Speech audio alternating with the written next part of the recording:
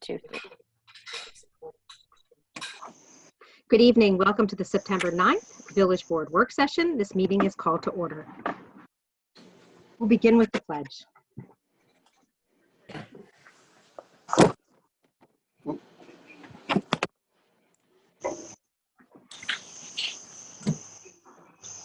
Pledge allegiance to the flag of the United States of America, and to the republic for which it stands, one nation, under God, indivisible, with with liberty liberty and justice for all. The delay on my phone. Thanks. There is, Rika. It sounds like you're in a beautiful location, but it says it is a little bit of a delay and a little glitchy. Yeah, there's something you can do to improve it, or if beautiful that's just the way it's going to be. Location is my house, and Oh. All right. yeah, I got to move somewhere I'm Well, standing. we'll let you adjust. My deck does not have the Wi-Fi. We're Okay. good. Okay, good. So I'd like to open up for any comments or announcements from my colleagues on the board. We haven't seen Trustee Lopez in a little while. Good to see you again, sir. Welcome back from your little break. Thank you. I bet you have some announcements for us today because we have some good news on things you care about. Oh, certainly. So I'll start with what has been happening most recently. So today, Village Manager Karen DeTore, Assistant Manager Manny Zachacz, we had Jaime, who was there as well, and myself. We all were in the beautiful city of Peekskill, there for the groundbreaking of a new development. It was a ribbon cutting for 645 Main there in Peekskill. Now, the amazing thing about this is that it is very, very similar to the project that we have going on here in Ossining, down to the street names of Central and Main. They have a waterway that runs through it. It's a brownfield site. It's on a large incline. It's a lot. It's very, very similar, but it was great. And more than anything, honestly, it was really nice to see so many people in person once again. Of course, we were all wearing masks and appropriately distanced, but we had the county executive there, George Latimer, excuse me. We had a state senator there. What's his name? I want to phone a friend. Pete Harcum? Pete Harcum, of course. The beloved Pete. So many great people there. So it was honestly like so fun just to see all those people once again there. So that was today. Number 2, we have on the census front, really, really exciting. So as of the 7th of September, we have a response rate in the village here of 63.7.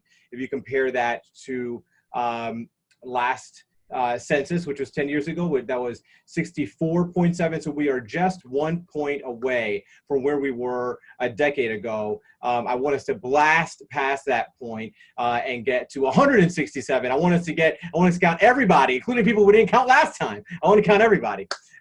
So if you have not yet filled out the census, please do so. If you have, then tell 10 friends to do so.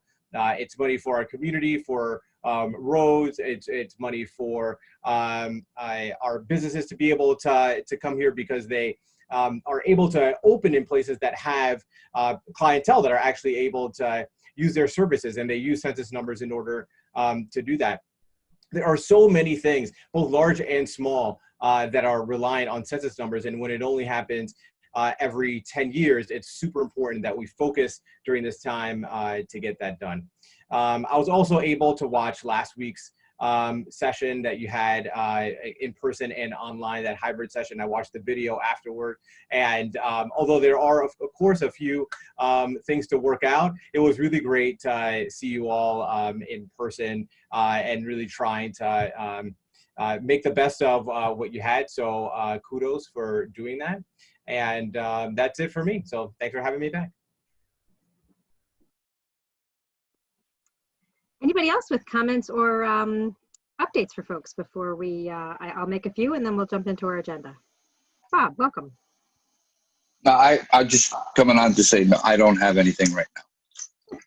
Okay, very good. That's all. Well, instead of giving you a thumbs up, thumbs down, I figured I'd just come on and say something. So, plus I want to make sure my mic's working.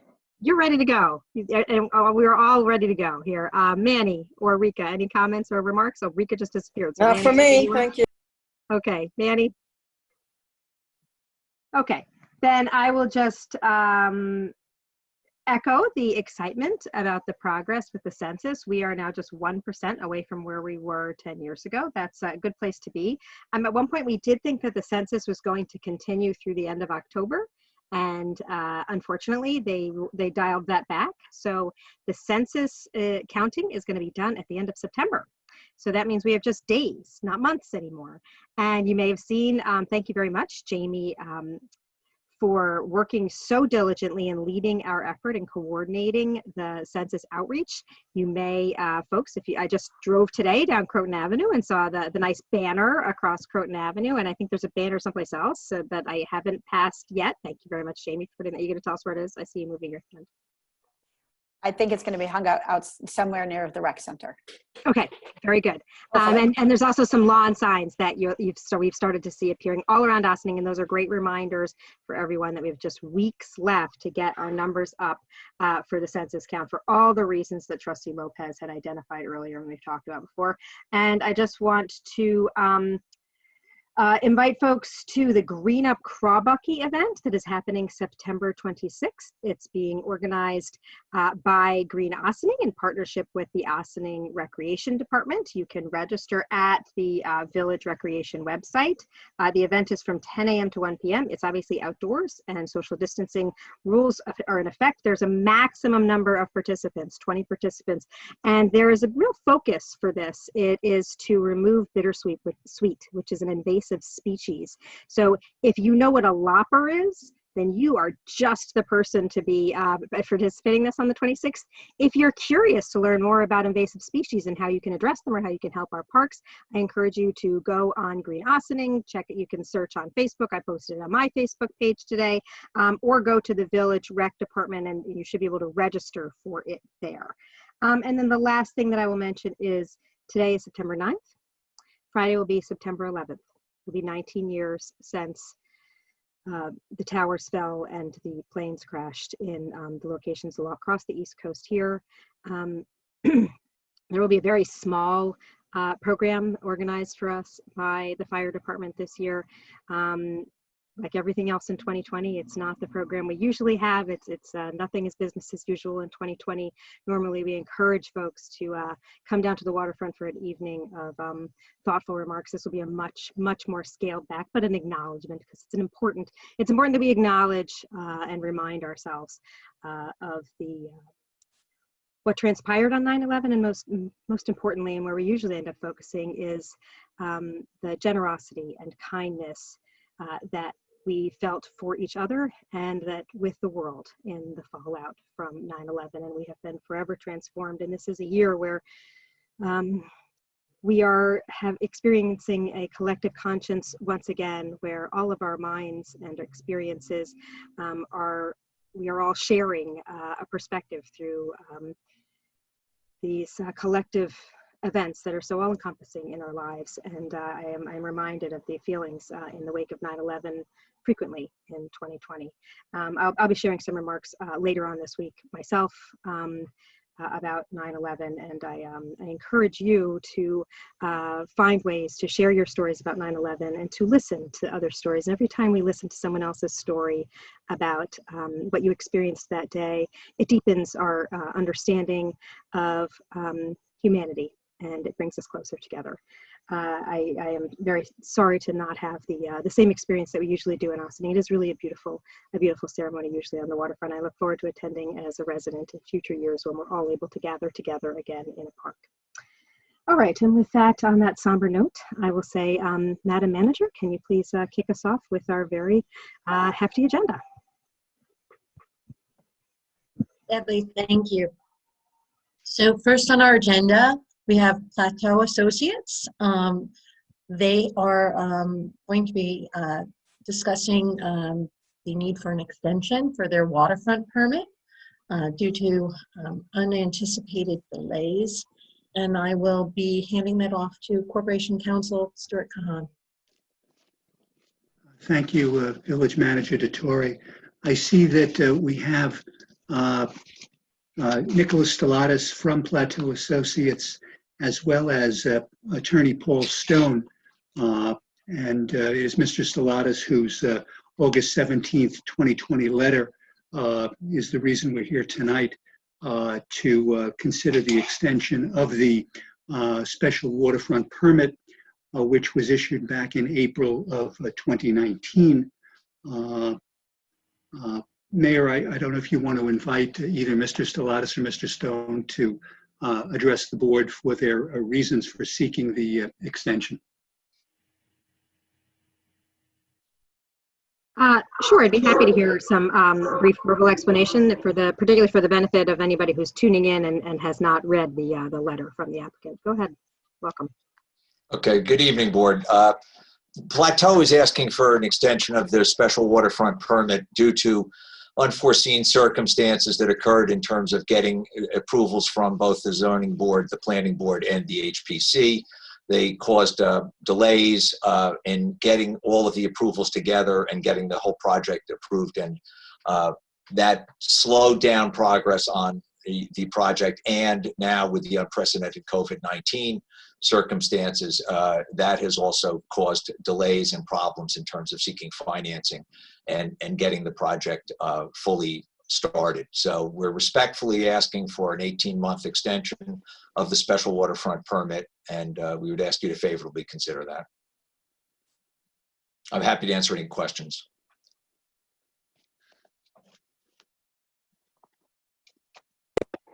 Do we want to do, sorry. Go ahead, Mayor, Rika. do you want to do questions now, or do you just want to wait till our Corporation Counsel also gives us some more insight? How do you want to do that? Stuart, we would welcome your thoughtful remarks on this, and if Jaime would like to comment as well, we would welcome his opinion.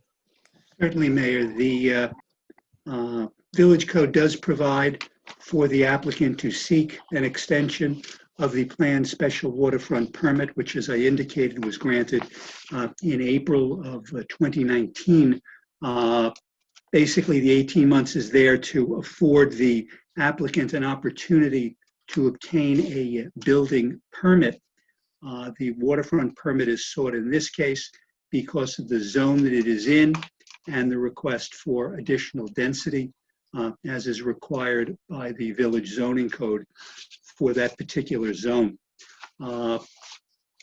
There were some letters that were received with regard to the waterfront permit, and if I can just comment briefly with regard to that. The question with regard to any activity in terms of planning or building, it is my understanding that to date, most of the conditions that are in the site plan resolution, which was approved by the planning board at the end of December in 2018, have not yet been complied with. There are 3 areas within that site plan resolution. One deals with matters that must be done before the plans themselves can be signed off on by the chair of the planning board. Then there are a series of approximately 22 conditions which need to be met before a building permit can be issued. And then there's additional conditions that need to be met before a certificate of occupancy is issued.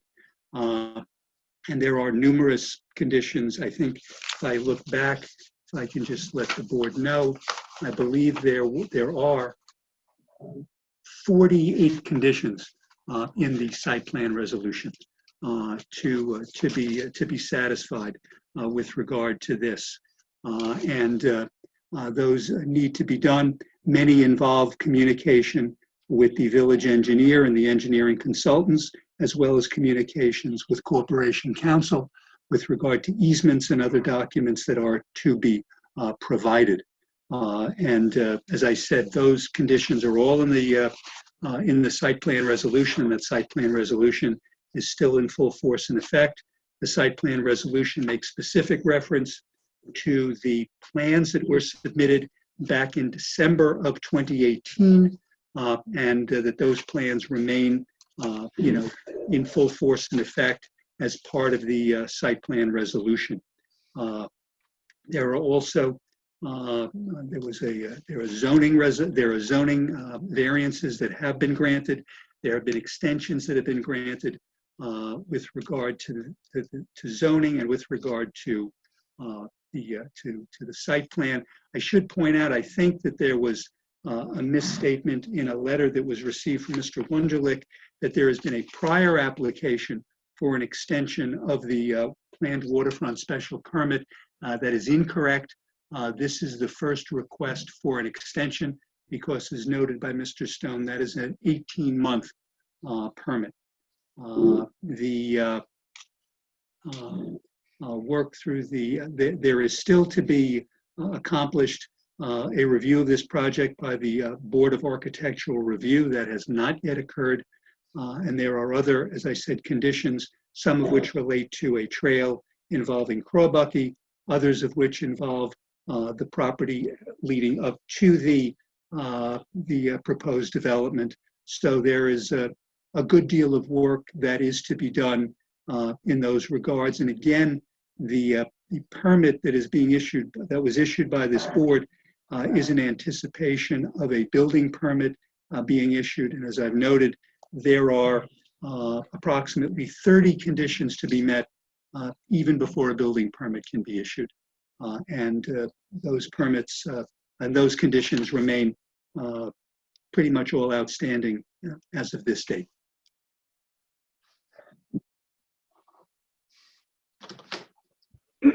Jaime, I know you came on board.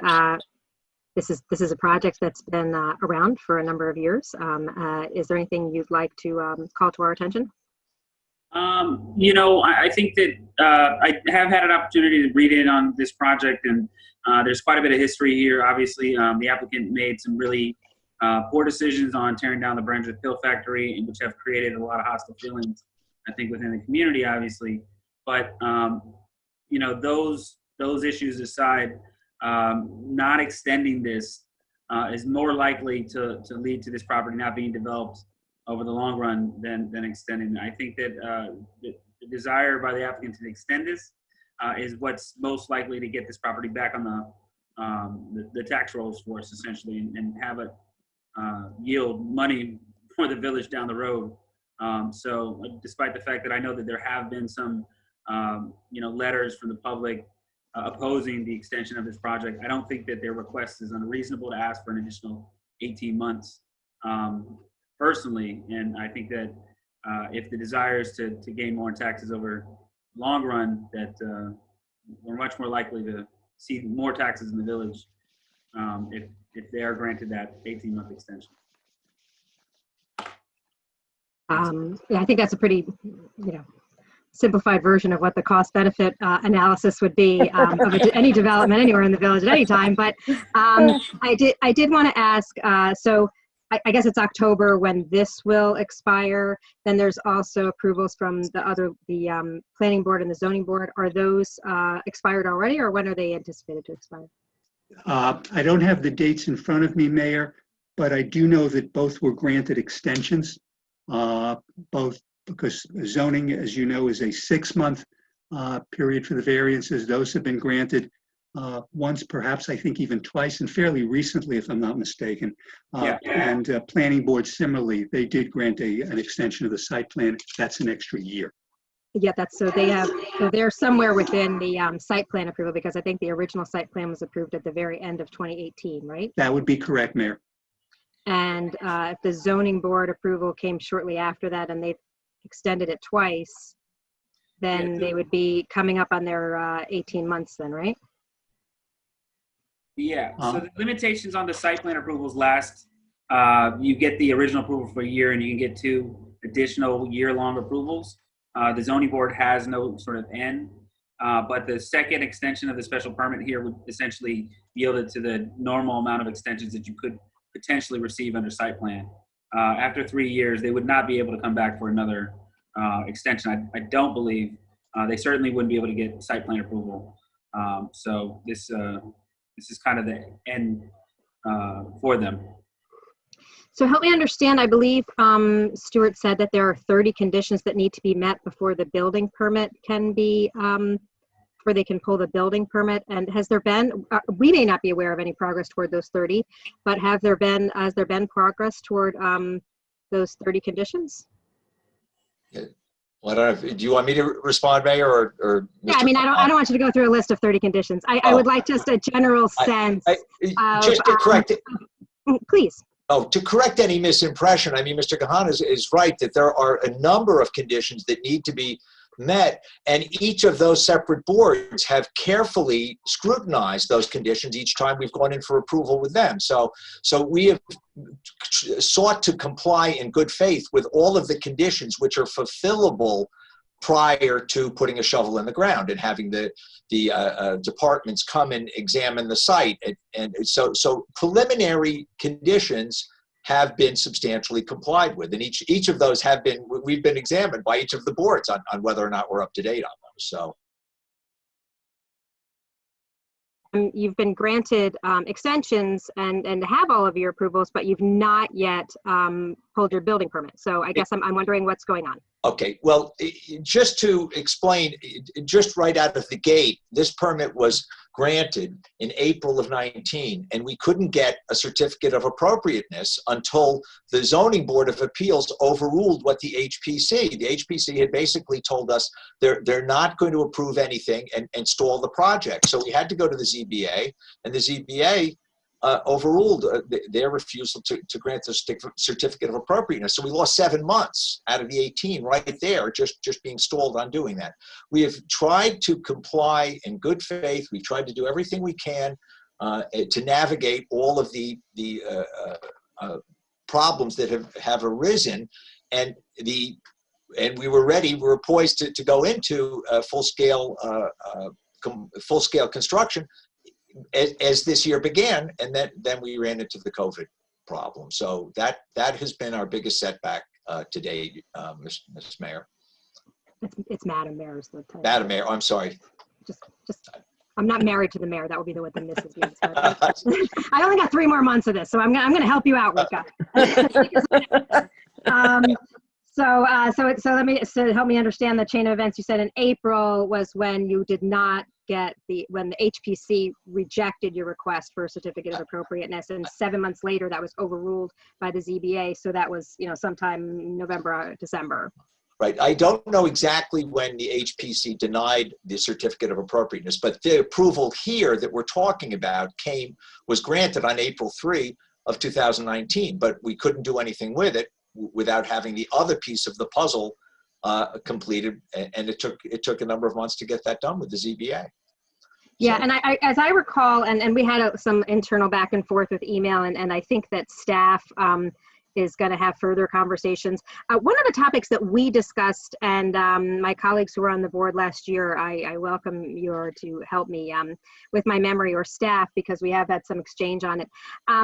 Some of the questions on the infrastructure that was going to be included, particularly when it comes to the water line and creating a looping system, and that hadn't been explicitly stated in the site plan. It's certainly, and it's not something that we're prepared to go into detail because we do not have any engineers here today, but I'm trying to make sure that I understand the whole sequence of events, and to do our best in making the public understand why, assuming we do move forward with granting an extension, why, what else is going on with this, because there are 3 different boards that have to grant approval. So we all have different timelines. So they've all been approved at different times. And the one that's about to come due is the one with us. The special waterfront permit, and Stuart will clarify anything that I don't elaborate on, is largely related to an increase in density permitted in the development. And so when we talk about the capacity of our water system, which is something of incredible importance to us, we talked about including the looping system, which hadn't been, I don't believe, explicitly included in the site plan, which is approved by the planning board. And that was one of the things that I brought up to our staff here. And Jaime, I think you and Paul may have had an exchange today about how that might be addressed on a parallel path. It's somewhat related to the fact that we have we're looking to approve greater density for the development and making sure we have sufficient water for our system. That's not an uncommon stipulation with a developer. It's what we did with one of the last big developments, which was the Ginsburg project, was they did big waterfront infrastructure improvement actually in that neighborhood right on Snowden Avenue. I know we're not approving anything tonight, but we would be giving an indication to Corporation Counsel on whether we would be adding a resolution for the extension to an upcoming legislative session. So while we're here, we've got so many of us in the room, I welcome any insights and help understanding this. Madam Mayor, if I may speak. Thank you. With respect to the infrastructure, Plateau has agreed, and is part of our site plan, to essentially replace the pumping station that's at the southern end of North Water Street.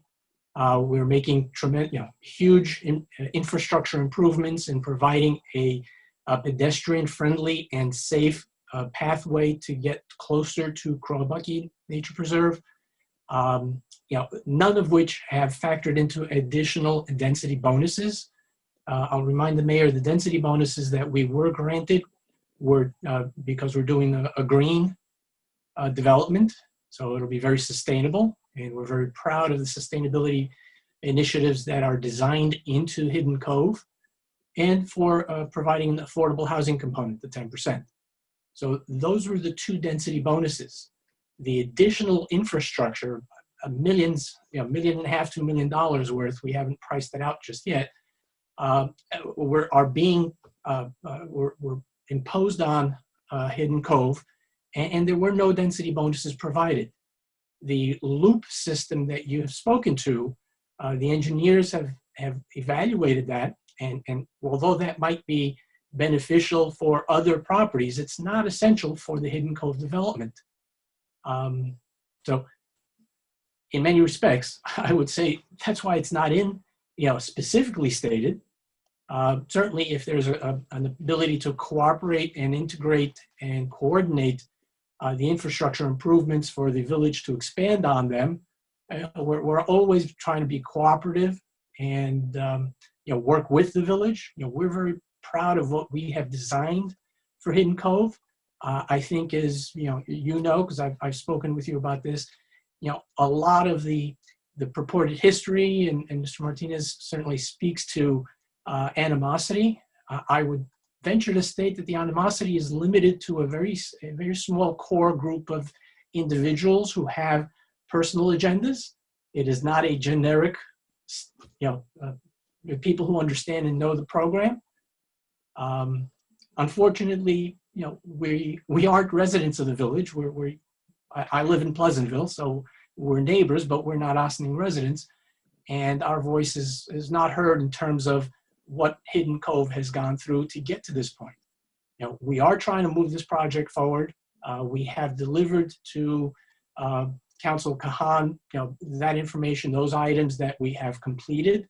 There's still many more to be completed. There's no question about that. The requirements are handled in a sequential order to be sure that we cover all of the bases before we move on. And we're still committed to the project. We wanted to move forward. COVID, as Mr. Stone has indicated, has basically shut down a lot of resources that any development would have been able to rely upon. And we're still working it and continuing to support the project. We're paying our taxes on a timely basis. So, our commitment to the project is here. It's continuing, and we're looking for the village to essentially continue its support for the redevelopment of the waterfront, which is a significant component of its current comprehensive plan. Certainly, we expect that it'll continue into the new comprehensive plan to support our efforts to move this project forward. I'd like to hear from some of my colleagues on the board. Victoria, if I may. Please. Stuart, just a quick question. These 30-something conditions, these are conditions to be met for this special permit, or this is something different for them to get their building permit? It's required to get the building permit, Trustee Fritchie. It's in the site plan resolution, which was recognized in the village board's permit that it issued back in April of 19. Okay, so my next question to you is, if we decide to go forward and grant this special permit, can we impose conditions on that special permit? You can, under certain circumstances, the code does permit certain conditions to be included. But I should point out that there were effectively conditions in the original permit, which was when you adopted the site plan resolution, which included, as I said, close to 40 conditions in it. Right, that's prior to me being on the board. But when I was not on the board, I was on the zoning board. And now my question to Mr. Stellatus is, you stood in front of us for that first extension. There was supposed to be communications between the Army Corps of Engineers and Metro North. And at that time you came in front of us, you had not had any communication with them, or you gave us some answer that your assistant didn't get through or something like that. I have a very good memory. I would like to know, is there any progress with the Army Corps of Engineers? Is there any progress with Metro North? The Metro North, we actually, as part of our site plan, had communicated and had received Metro North's feedback related to the segment of the development that is on our property. There's an additional potential impact with Metro North if our neighbors, the Conga Realty, redevelop their site, and the road, again, if you may remember, there are two alternative road placements for North Water Street.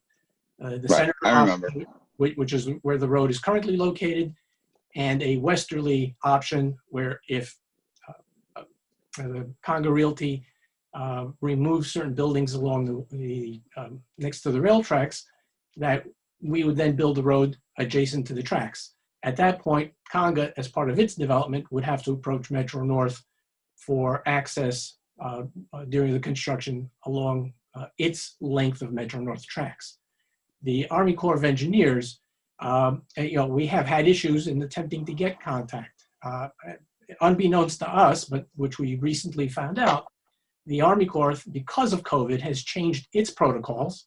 So the materials that are mailed to or sent to in hard copy have to now be submitted electronically. Okay. Unfortunately, we weren't aware of that when the materials were sent in January. We actually had our engineer resend them in June, just to be sure that, in fact, we had a receipt for the delivery of the materials. Coincidentally, we received communication from the Army Corps just earlier today, indicating that, in fact, they have received the hard copy. They've requested electronic copy, which our engineer has forwarded to them, and they now have the materials in hand. Because it's I'll call it a bureaucratic process, we're actually engaging, we have engaged a specialist that will come in and support the effort to be sure that, in fact, everything that has to be submitted with Army Corps is properly submitted, and that we move forward to a permit, a nationwide permit from the Army Corps as expeditiously as possible. Again, it's in our best interests to have that matter resolved, sooner rather than later. And we're doing the best we can to move the process forward. Okay, and my last thing I'm going to say is the looping of the water system. I was present at that board meeting when the village engineer and the water superintendent stood in front of the board and highly recommended this looping system to be installed, because that would be a dead-end main at the end, and your water quality isn't as good for your residents on a dead-end main than it is with a loop system, because it loops around and water moves. It was highly recommended. I do remember the mayor being very adamant about having this included. I am a full proponent of this looping system going in. It not only benefits your project as far as the quality of water, also the quality of life safety, because of the issues of the history of water main breaks on North Water Street. And to redevelop this water main and have this looping system is beneficial not only to you, but also to our residents. Actually, if I may correct you, and the engineers, I believe, will support this because our engineer has communicated with them extensively. We are not on a dead end. The water line continues beyond our property to the properties to the north. So the impact to the water quality, if you would, to our project is negligible. The loop certainly provides additional benefits to the neighboring properties. We don't disagree with that. However, given the extensive contributions that Plateau is already making to infrastructure repairs to North Water Street, a major thoroughfare, without any incentives or density bonuses or anything of that nature, it is a huge burden on the project. And to saddle it with additional infrastructure improvements beyond the property that really don't benefit us directly, it seems unfair, unreasonable, and really not required from an engineering standpoint. Thank you, Mr. Salatas. At this point, I think we're getting into the weeds on engineering, and I think it would be, the project and the people of Ossining would be best served if that conversation is primarily continued with the benefit of our engineer and water superintendent and other relevant staff having a parallel conversation. It is a concern to this board insofar as, approvals can be made and then board members change and people become more aware of things, and maybe some things weren't considered a year prior and then they get considered again. And when things come up for review, that's an opportunity to really review and make sure we're doing the very best job that we can. But at this time, rather than having a back and forth with the developer each time, I'd mostly like to hear concerns and questions from board members, and hopefully that can help inform what we're going to do next and what the staff can follow up with next. So thank you, Bob. I imagine Manny, Rico, and or Omar have some things they'd like to ask or say. I'm sure Manny does. Manny, do you want to go first? I do have some stuff, but I'm happy to hear you first. Thank you, Rika. Yes, as actually, I had very similar questions to Bob and Mr. Salatas. Actually, again, I want to correct you on something in regards to what you said and what is being said here because of COVID and the pandemic. I'm not taking anything away from what that has done to our country and our role itself. But one thing that I did watch several times, the different meetings that you guys went in front of the planning board and zoning board, the Army Corps of Engineers information, you stated that you just did this in January. Meetings were conducted last year, and when you were asked, you said that was already done and it was an application done. You don't need to answer. I'm just making sure that those facts are correct. The other points that I want to bring up is that what Mr. Stone said, and I take that to a little bit of offense because you come here in front of us and pretty much you cannot take our boards, planning board, zoning board, and HPC boards, and pretty much you tell them that because of them, they delay your project. And it's actually for the people that been following this project for over 10 years, actually more than 10 years, they actually know that that's not correct. There's portions of this become where, as a developer, if you want to call yourself a developer at this point, because nothing has happened in over 10 years, the neglect of the building, the demolition that you guys have caused, and other factors on this. So, if you guys want to come in front of us, come a little bit more prepared and do not, I don't want to say lie, but mislead information that is being said. You can shake, Mr. Saladas, you can shake your head all you want, and which is fine. You know, you had your time to talk, so now I would like to keep talking. So in regards to this project, Stuart, refresh my memory. And I don't want to make the same mistake that I did with the previous developer where we extended the special permit.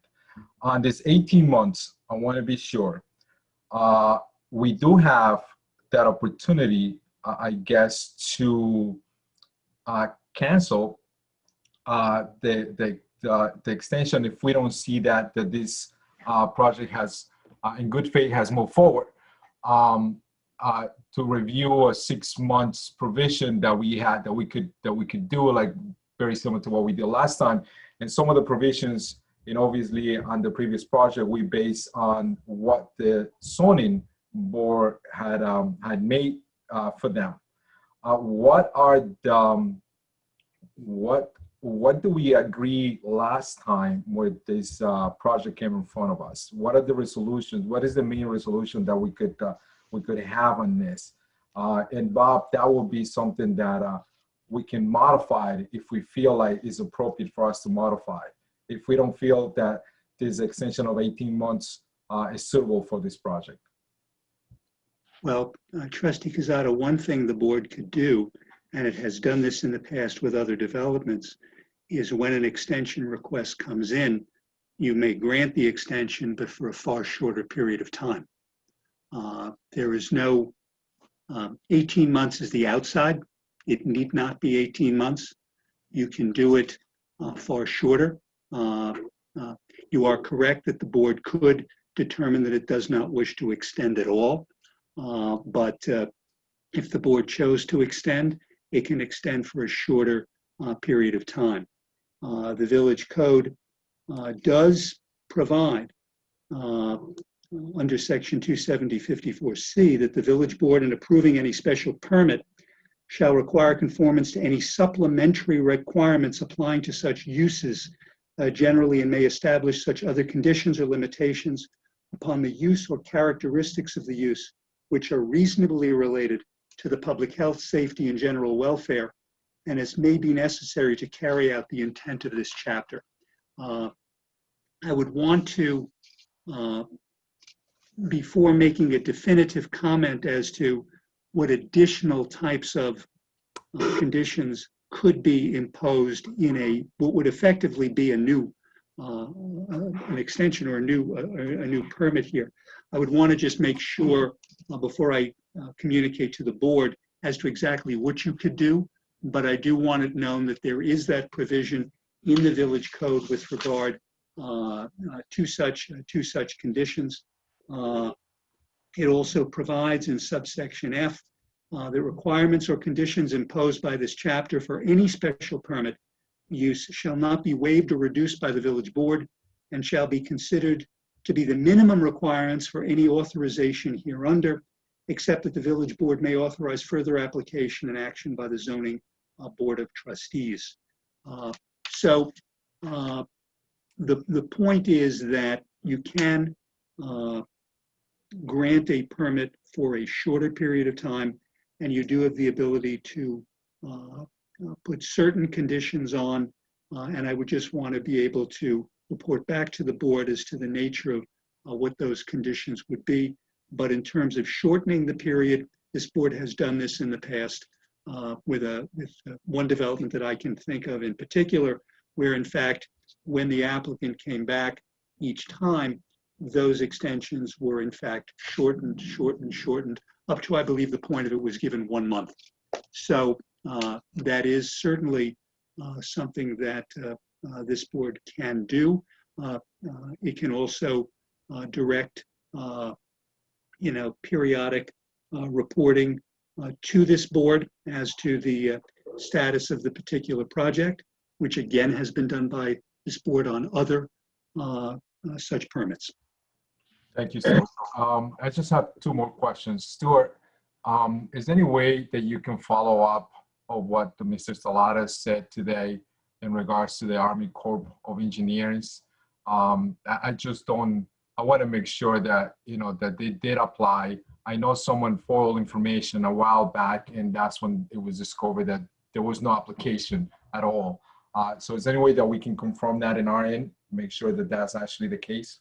I did get information from Mr. Stone indicating the name of an individual at the Army Corps who is apparently responsible for this application. I will attempt to get from Mr. Stone the contact information to in fact confirm that the filing took place and that it has been in fact received by the ACOE as has been represented to me. That'd be helpful.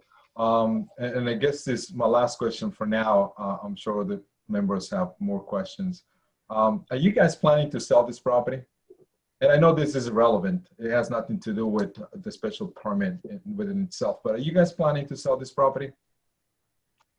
We are looking for an investment partner to join us. And I believe Mayor Gearty had made a comment on another development that absent, the developer being able to follow through to complete a development, to have the development sold. So yes, the option to sell this is certainly one that we would consider if it is the only way to get Hidden Cove developed. Yeah. Good. And the reason I'm asking because, a couple months back, it was sharing information where you guys were selling this property, not really looking for an investment partner, but selling this property. And again, you don't have to answer because it's irrelevant to the decision that we're going to be making, for this special permit. Just out of curiosity, I guess, because when you guys came in front of us, when I asked, you guys that has the finances, you say yes at that time, and now, well, where we are where we are, I guess. You don't need to answer those questions. Thank you very much. I don't have any additional questions. No. Could I add, Mr. Kazay? No, thank you, Mr. Stone. I appreciate that. No, to thank clarify, if Mayor Garrity, I'll leave it up to you whether I can speak or not. If you'd like to briefly clarify, that's fine. Then I'd like to hear from my other colleagues. Yeah, well, this is they were seeking, investment partners. They were looking at all of the options. They would like to have the project completed and have this project go on the tax rolls for the village. Okay, it's really not accomplishing anything the way it is now. And if everyone is going to keep imposing conditions or keep trying to bash the project, it's not going to get built. So what useful purpose is being served there? I'd just like to also clarify about the Army Corps of Engineers. Our engineer submitted the application on December 31 of 2019. He could not confirm with anyone whether it had been received or not. They resubmitted it in June. Because of the COVID crisis, they were not staffing, they were not going to the offices, so they did not get the package. They did not process the package for 2 or 3 months now. And there's been a gigantic campaign about how the Army Corps, about how somehow Plateau is playing a game about hiding things or about lying about this. They're not lying about anything. Okay, they've tried to proceed in good faith, and because of the COVID crisis, it has been delayed. There's nothing to be gained by Plateau not submitting this. They can't get a building permit unless they get this cleared. And by the way, the Army Corps approval is to move the stream 12 feet. We understand from all of our engineering experts that this is it's routinely granted. It's not a big issue about the project, but it's being elevated to I think the wrong proportions here. Thank you. Thank you, Mr. Stone. Rika, did you have anything you wanted to Yeah, say? I don't really want to get into the details, but we're elected by the public, so I do want the public to understand. Number one, it is absolutely the role of the volunteers, all of whom are residents in Ossining, to sit on these boards and really look at what's being built. The concept here should be that a community like ours should look for developers who want to develop properties that they own, and that the developers aren't just builders. They're not just pouring concrete where we have to give them everything that they want, but rather that they see themselves as a neighbor, as a member of a community, so that there is a give and take. Many of the things described were given by the village. Many things were done from the village for this development. And there were many people in this community that objected to some of the things that this particular builder has done. and that's their right to make those statements. It's an over-decade project, which means that these conditions aren't there to stall or to hurt anybody, but in fact, it seems to me that these boards, which equal probably on the average, I don't know, like a nice group of people. It's different boards, so it's not one board alone. Seems to me that if they have this many conditions, I could tell by the numbers that it's a high number, and that I've sat into some of these meetings, and it's fair to say that both the developer and the village on some things have come together, but on other things, the developer has not come through. These conditions aren't obstacles. They're the rights of the committee to ask for them. And so here we are. It's been a decade. I think there are a lot of concerns. The village makes lots of concessions. And because I view developers not as a bunch of builders, but actually, if you're in the course of developing, you should be looking not only at your property, with all due respect, but how it fits into a community. There are no borders. It's not an island. Everything that you touch and do affects the environment, affects everything. I don't appreciate all the comments made that the biggest thing here is to get this on the tax roll. I don't appreciate it by our own staff, and I don't appreciate it by the developer. That is not the reason we do this. The reason we do this is for the betterment of the entire community. Part of that community, with all due respect to all my colleagues, is also that the developer has rights, and it's appreciated. But the reason this has taken so long is really, having sat in a number of these meetings, frankly, is also on the shoulders of the developer and how this has been handled. Going forward, I am in support of moving this forward. I'm not quite sure why a 5-month delay due to COVID causes an 18-month request for extension, unless there's some legality that I'm not aware of, Stuart, that 18 months is like what you give people, or Jaime, I don't know why 18 months is the magic number. It might be. I've learned through the years I've been on the board that there are some magic numbers and timelines, but I would like to get this moving. But I do want the public to understand that I look for good neighbors in people who develop, even in properties that they themselves own. They have an obligation to make sure that what they built is built for the community, not just for themselves and their profits. It's not about our tax rolls. It's also about their profits that they make over decades of time. So let's be fair about all this commentary. Stuart, is there a magic number to 18 for the extension? Or might we consider something a little tighter so that people step up and start doing what they're supposed to? Trustee Levin, there is no magic to the number. The 18 months is there because that's what's in the statute as the maximum time for the permit. So it can absolutely be shorter. There's no question. To just fill in one or two blanks, as the mayor had asked earlier, the certificate of appropriateness was denied by the Historic Preservation Commission in July of 2019. The Zoning Board of Appeals reversed that and granted the certificate of appropriateness in November of 2019. At the end of 2019, the site plan resolution was extended for a year, so that would go till the end of 2020. Right. The zoning board resolution was recently extended, and that will also go until December of 2020. So the zoning and planning will each sunset at that point at the same time. And they're going to have to go in front of them because it's sunset again? They would have to go, if they need further extensions, they would have to go back. That is correct. That would be their last extension before the planning board. The zoning board, there is no limitation on the number of extensions, but if you can't get any more, if you have to redo your site plan resolution, which is what you'd have to do, that would be a different situation. But they are entitled to one more extension from the planning board, presumably come the end of this year. Okay, thank you.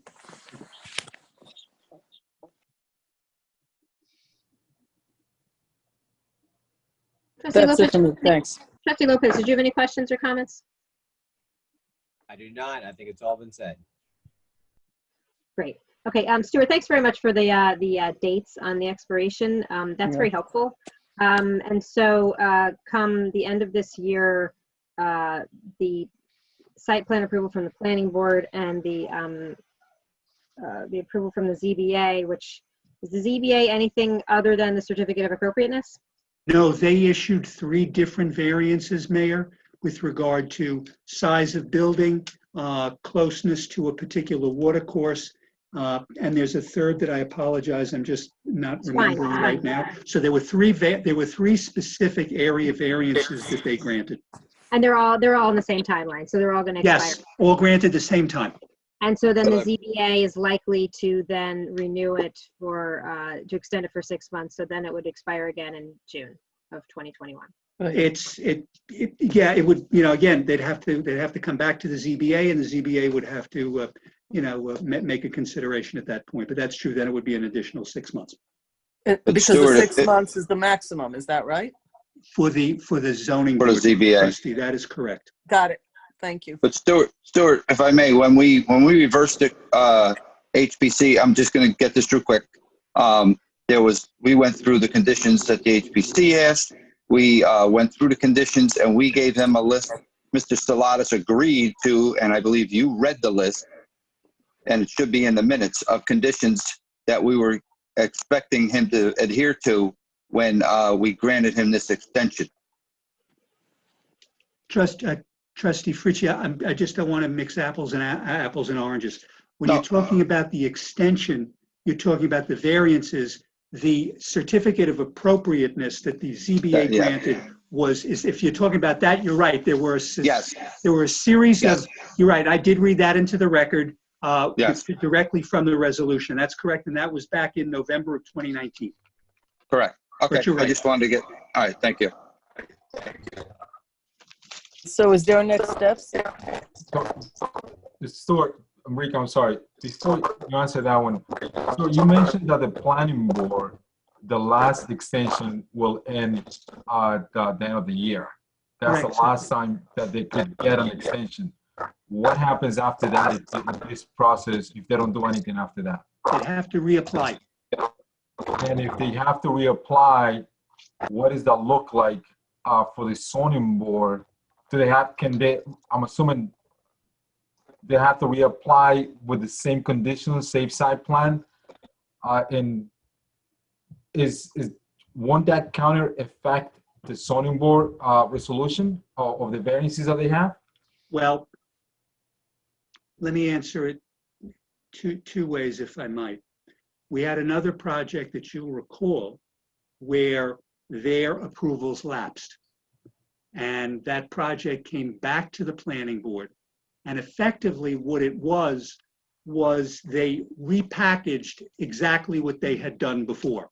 So what the planning board did was in effect just readopt the prior site plan resolution and then carry it from there. That would have to happen here if that were to happen in this case. As regards to zoning, as I said, there is no cutoff on the number of variance requests you can get. However, it probably would behoove the applicant at that point to similarly reapply to the zoning board, because otherwise what you're doing is you've got variances out there with no underpinning of a site plan. So that would create its own issue should it come to that point. And just to put this on a record, but if the village board, so if they decide for some reason, we decide not to grant the special permit, they'll have to start from zero back again, correct? Well, that would then impact upon the site plan. And because the site plan would be impacted, it would then require a new site plan application to the back to the planning board. That would be correct, sir. Thank you, sir. Okay, so then the request is that we would extend this for, the request is to extend it for 18 months. We have the option to extend it for any time up to 18 months. It seems to me that if we wanted to put a resolution on next week, one of the benefits of putting a resolution on the agenda is that it is also an opportunity for the public to comment on something. It doesn't mean we have to pass it that night or pass it in the form that it is initially proposed. If we wanted to consider a shorter period of time, it seems logical that we would try and somewhat coincide with some of the other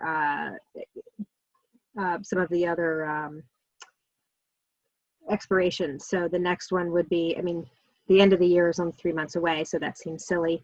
But at least next June is when the ZBA would have to be renewed as well. So maybe that's something we want to consider, if we want to consider less than 18 months as an opportunity for us to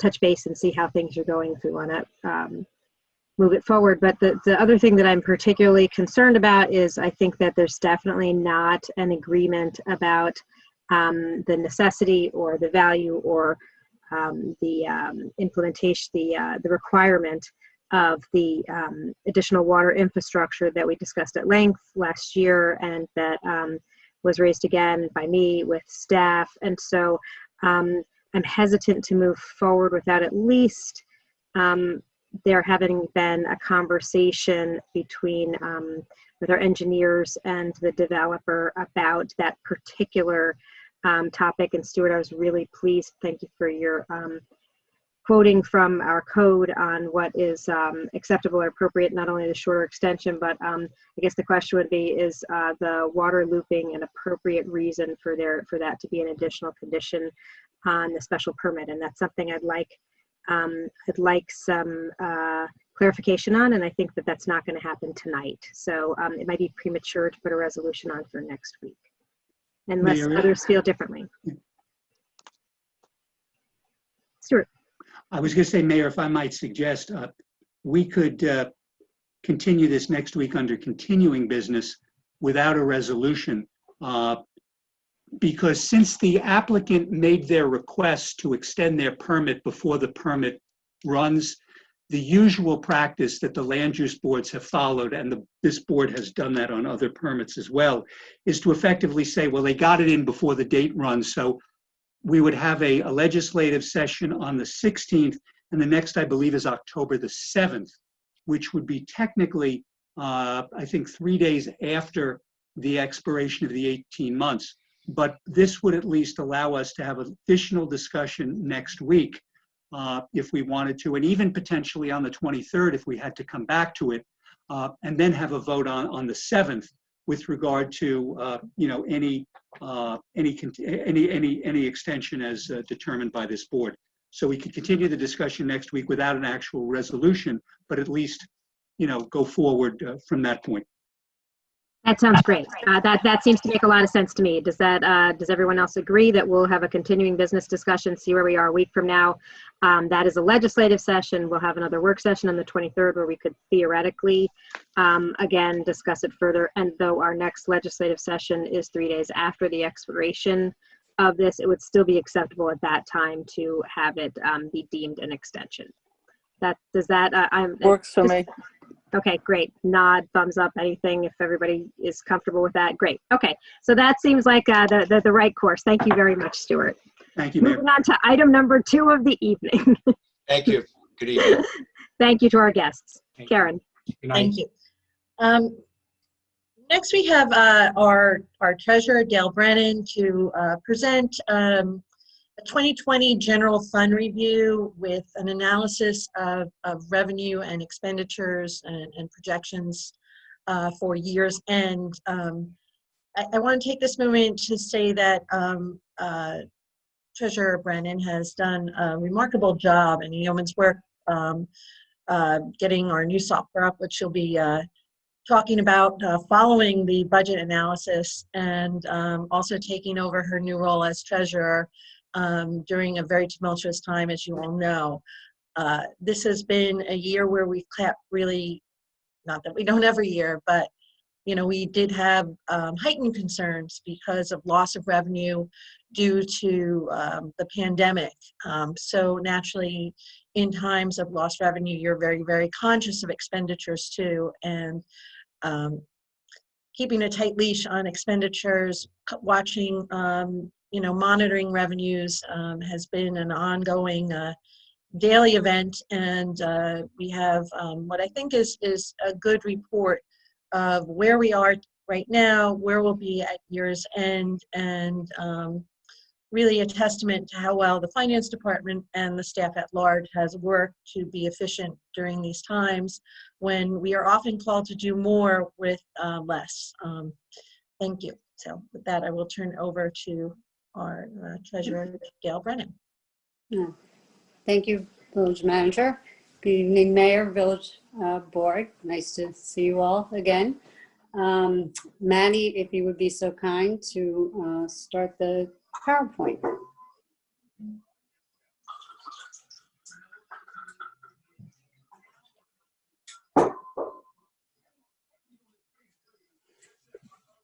So this review is basically almost reminiscent of where we started back in the spring in determining how COVID would affect our basically our revenues at that point. We weren't focusing too much on how expenses were going to change as well. So we're kind of doing a more rounded view at this point, especially now that we have a little more information. We're quite a few months into it. We've gotten through our second half tax collection, so we have a better feel on where we stand in terms of people not being able to pay their second half, as well as where we are in terms of liens. So if we could go to slide 2. But let's start off with saying we have a very healthy unappropriated fund balance, which means this fund balance is free and clear for use. It's not tagged to any encumbrances or reserves or anything of that nature. This $14,214,224 represents 39.1%, which is a very healthy percentage. Usually the recommended is dependent on cash flow, 3 months of expenses, so generally 25 to 30%.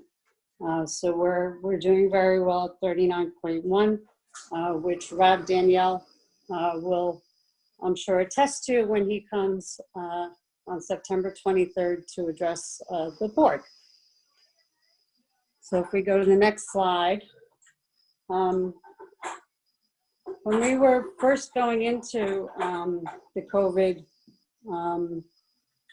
budgets and trying to figure out what was going to happen to our revenues, at that point we were not sure what was going to happen in terms of mostly recreation programs.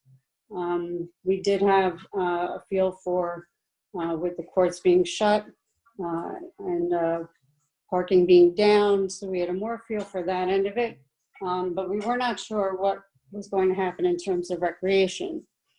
But in terms of recreation, we saw our day camp revenues, which we had budgeted at $275,000. Obviously, were not realized, and that's absolutely good. Excuse me, Dale. Yeah. Just point of clarification. All Yeah. of these negatives and parentheses, etc., are against budget or against last year or against trend? It's against budget.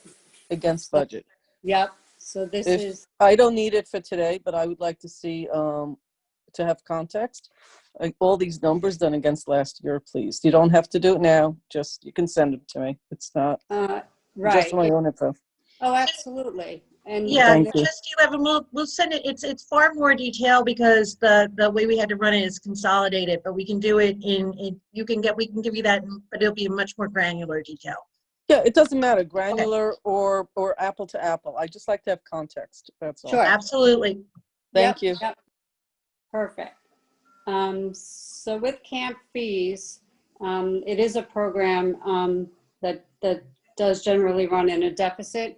So on the expense side, which you'll see further down, we had anticipated $349,124 in expenses to run the program.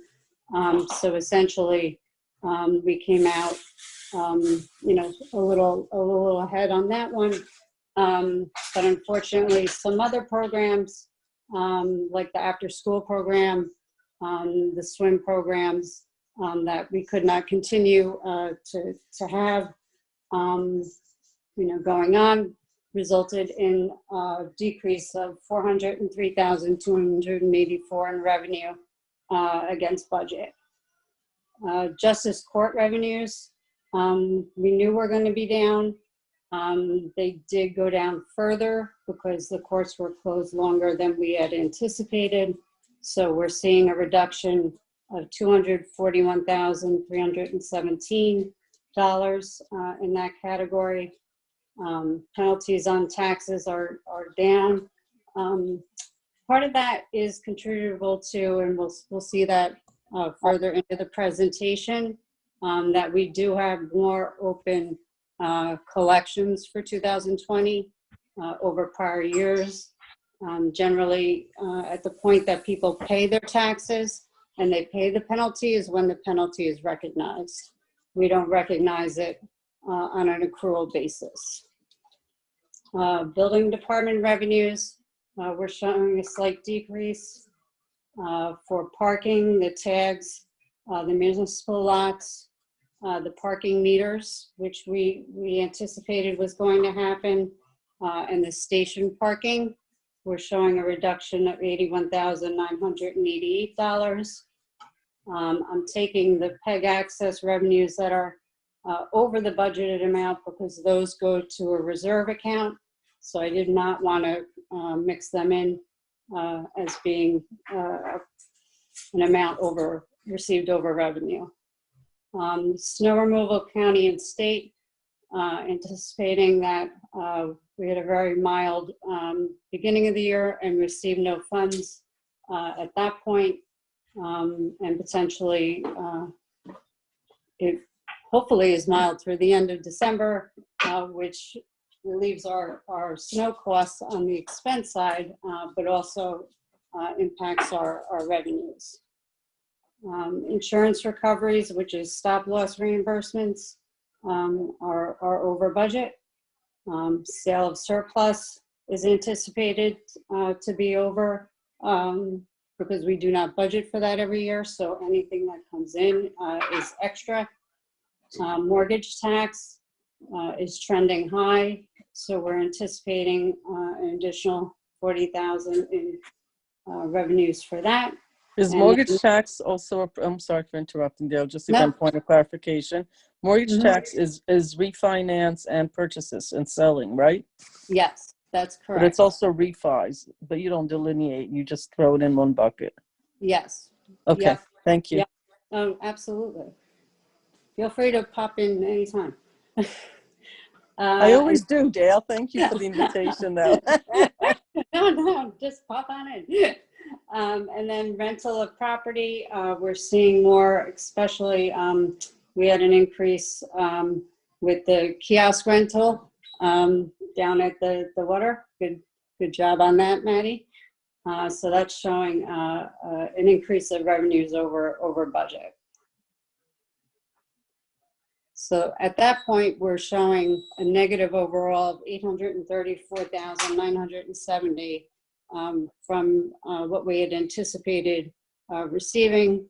That's how much we're not going to see potentially. This is all snapshot, with variances and trends and predictions at this point, but that's basically what a budget is. So if Could you do you also do analysis of a monthly burn rate that we would anticipate for the next 15 months?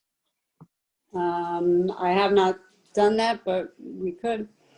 Okay, I'm not trying to give you more work. I'm trying to understand the monthly shortfalls to get a sense of where we are and if there's blips or anything. Again, I'm just asking questions, not to question your numbers, but rather how we get to places. So thank you. Sure, sure. Mhm. Okay, next slide, Manny. Thank you.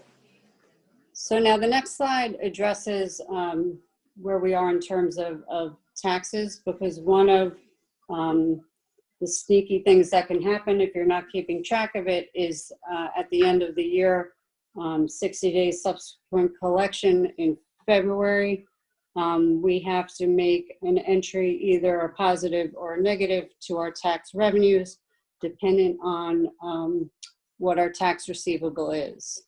So for 2020, our current tax warrant in full is $22,885,040.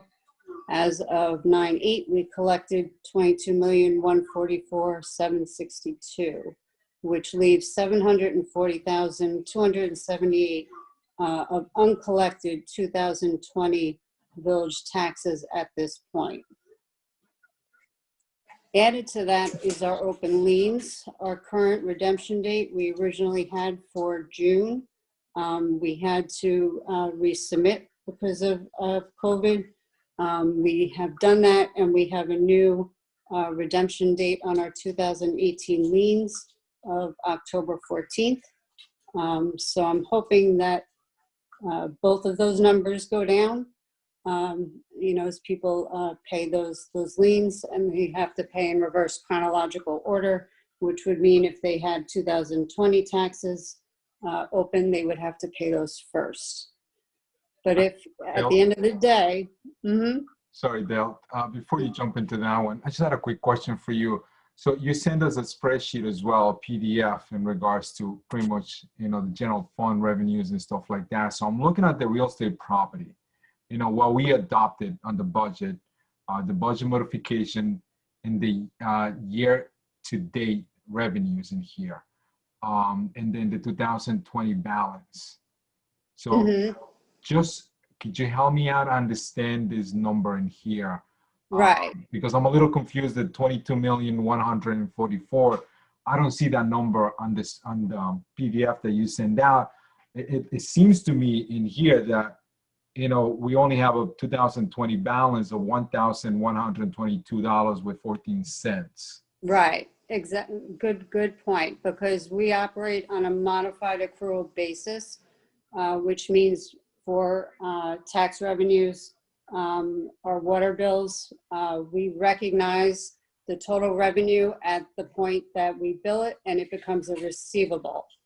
And that's why it's not so easily seen when your tax revenues, you know, aren't readily apparent in that sort of document, that we have receivables that are outstanding that offset that revenue dollar figure. So But when you said water, but this is just for the real estate property taxes, correct? Right. That account is your 1001 revenue account, is just for the taxes. That's correct. But water operates the same, has the same modified accrual basis. Okay. All right. Thank you for that clarification. Thank you. Sure. Absolutely. So at that point, we have already recognized on our books $510,736 in deferred and tax allowance uncollected.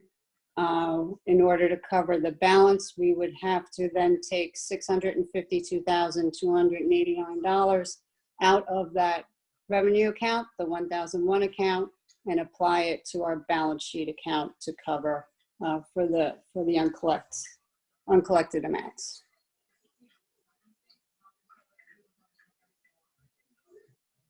So right there is our budgeted revenue, our shortfalls anticipated, amount to be covered. And these, you know, numbers are definitely, hopefully, going to change for the better. And this was the amount we had allocated in the fund balance for the original budget for 2020. And so that's a total amount of $2,499,886. So then if we go over to our expenditures, we're seeing savings in our gas and diesel expenditures, especially with the pricing going down.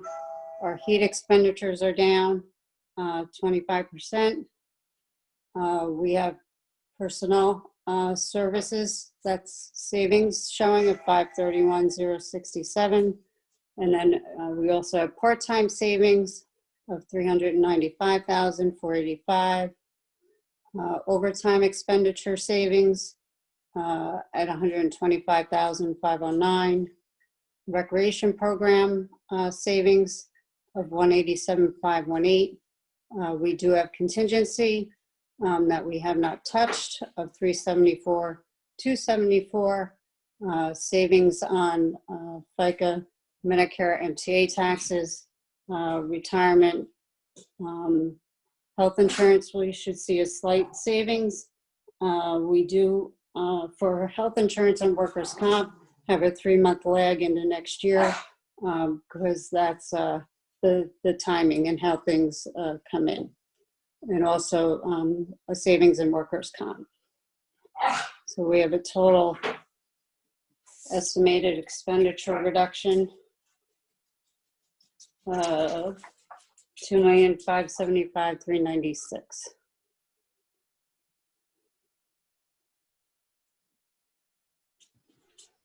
Thanks, Dale. Is that the full report there for us? Yep. That's where we are right now. Any other questions? I just wanted to better understand, for example, the uncollected taxes for 2020 at this stage, where $740,000 under the amount that we should be getting overall for the year. How does that compare to years past? I'm wondering if people are struggling to pay their taxes, or if this is pretty similar to how it is in right this time usually. When I compared it to last year, actually, for the same time period, the amount was up 315,000 over last year. The uncollected amount was uncollected. Up. Yep. Yes. That's like not quite twice as much uncollected revenue as we would anticipate in a regular year. Okay. Right. All right. That's helpful. And I just, there's so many things on the list, and some of them are, especially that first list when you talked about revenues. When you talk about something like, snow removal revenue from the county and state, and you did try and point it out, but for those of us who don't spend quite as much time looking at municipal budgets as you do, which is everyone in the world, the snow removal revenue that we get is actually just an offset from the county and state, because we do the snow removal on county and state roads. So if we don't have any snow to remove, then nothing offsets. So that's, just as a reflection of not having had a lot of snow yet. So there was no snow to remove. So that's that. I actually think that this report is generally, reflective of just the incredibly wise and conservative budgeting that we've been doing. And I'm feeling, I feel, almost guilty when I think about my friends in other municipalities. I had another mayor reach out to me a few months ago and ask about, what percentage you mentioned. We're at 39.1% as our fund balance represents 39.1% of our annual expenses, and how incredibly healthy that is. And this is exactly the reason why we've maintained that healthy fund balance, because what the last thing we want to do when people are struggling, and they're struggling at, twice as likely almost to be able to pay their property taxes, which is, certainly something that people tend to pay if at all possible. The last thing we want to do is make things harder for people. We've taken a lot of incremental steps wherever we had the opportunity, like giving people a little more time to pay, or before we impose penalties, and different things that we've done with parking, flexibility for people. And so I'm just as I enter my final year of budget considerations for the village, I'm just very grateful to you and to your team, and to all of my colleagues that I've had the opportunity to work with over the last 8 years, to have us in this position at this incredibly challenging time. And I'm sure my colleagues have other questions or comments, so I will open the floor. Mayor, would you like me to take down the screen share? Thank you. Thank you, ma'am. So, Dale, thank you so much, and everybody else in Finance Department. Echo the mayor's words. I think it's exactly for these kind of times. I just wanted to ask again. It doesn't have to take up tonight's time, and I may have missed it from what was sent out. So, if it's there, apologies. I'm interested in understanding the actual COVID-related expenses. There's some extrapolations as you went through it, like, the camps. I think what you were really saying, if I don't use finance, but regular people's English, is we lost less than we usually lose. It's that kind of a thing. So that's cool. That's fine. It also means that a lot of people may not have gone to camp because of that. And that's not great. That's not the goal here. So not everything is about the dollars, but understanding them is. So because budgets, as I think the mayor alluded to, is a huge part of what trustees do. It's only 5 people that vote on the budget, and it's by law designated exactly when we have to do that. A lot of people work on them, but we vote on it, and understanding them is important. So I would like to understand the COVID-19 specific related, for example, all the wipes, the foggers, all the stuff that has to be the extra maintenance. Doesn't have to be overtime. If it's in there, just tell me, Rika, you missed it. It was in what I sent you. If it's not, I'd actually like that delineated so that we have a sense to understand whether this is an aberration year, and I hope to God it is. But if being part of a pandemic becomes more of not a 1-year issue, but a 2-year issue, then we have to be cognizant of that as we go into next year. I'm not just talking about people loss of opportunity of taxes, but the actual expenses directly associated with COVID, like those I described. I don't think you could analyze the workforce issues of people maybe were productive working from home. Some people weren't productive. There's a lot of productivity analysis. I don't expect that, but I would like to know some of the other things. So if that's doable, just let me know if that's doable or not. Absolutely. And actually part of it is because we are going to be submitting for FEMA reimbursement. So we have been keeping track of costs. And just to use this as a segue into talking about Edmunds, in terms of Edmunds and entering vouchers or purchase orders on the system, Edmunds gives us the ability to build tracking codes. So when we started this system on July 1st, my first tracking code ever put into a system was COVID. And so any expense that came through that people were submitting, they track it, plug in COVID, and now you can just run a report and it will print out anything that has that tracking code. Right. And we can build tracking codes for all sorts of stuff. I've built tracking codes for like the planning board escrows, because it'll make it easier to drag things together. For the tropical storm, build tracking codes for that. So it's a very, very, very useful tool. Just in terms of COVID, we kind of got the tool a little later than, it would have been more helpful a little earlier, but, That's okay. So when you're looking at the voucher detail report, if you look over on the left, I believe it is, it'll sometimes have that tracking code on it. So you can see, right there what's being marked as COVID or a planning board escrow or some other item we're trying to keep tabs on. Great, thank you, Dale, and Sure. and welcome to the budget year. Right, we're in September, so this is Yes. when it becomes like the finance department's glorious 2 months. Yes, it does. Okay. Mm-hmm. Absolutely. Thank you. My pleasure. Thank you, Dale. Thank you, Maddie, as well, and Liz, and everybody in the finance office, and of course, Karen. I know you guys review a lot of the stuff before it comes up to us. So Del, help me with something in here on the spreadsheet that you send out to us. One of the elements in here is sell taxes, correct? And what have we obtained so far? What was budget, what we have. So on the spreadsheet in here, so far we are in we have a balance of 2,184,000 negative. So were we expecting something different because I know a lot of the numbers are not in, but at the same time, I know we were expecting a different number, I guess, from the last go around, and we were kind of surprised. It was a positive number, I want to say. What are the expectations for us to be surprised, I guess, again, in relationship to this number?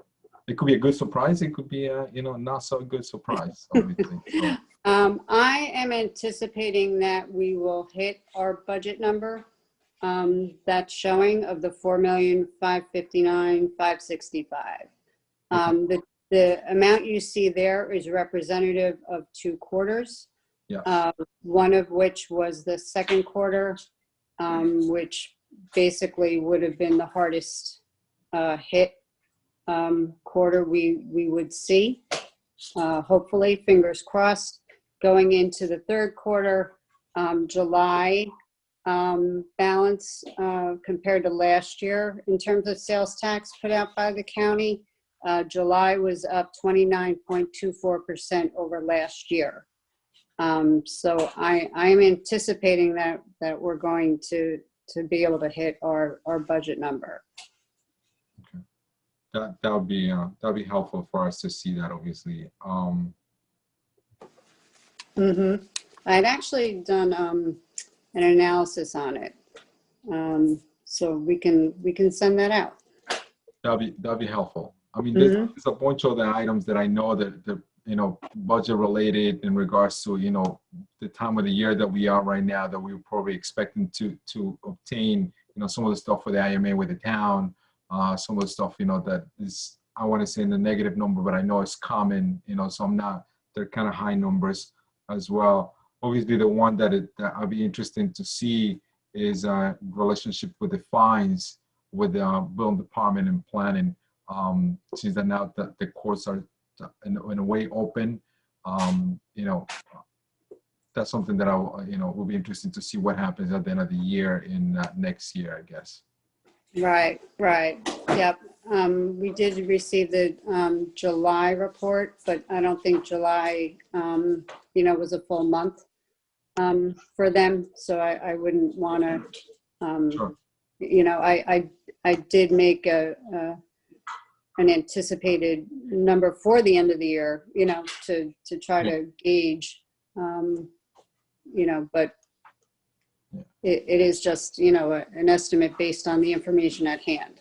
Yeah. Correct. And I know Matt is going to talk about this and sort of on our later on today. Is that almost second to last? But obviously, with that program, parking, the tickets and stuff like that. Hopefully the progress will be there for at the end of year next year. I'm assuming so. Some of that stuff may obviously change. Not expecting this year, but it definitely will be expectation for next year in our budget process. So, but thank you. No, this is helpful. Thanks, Dale. Sure. Thank you, Dale.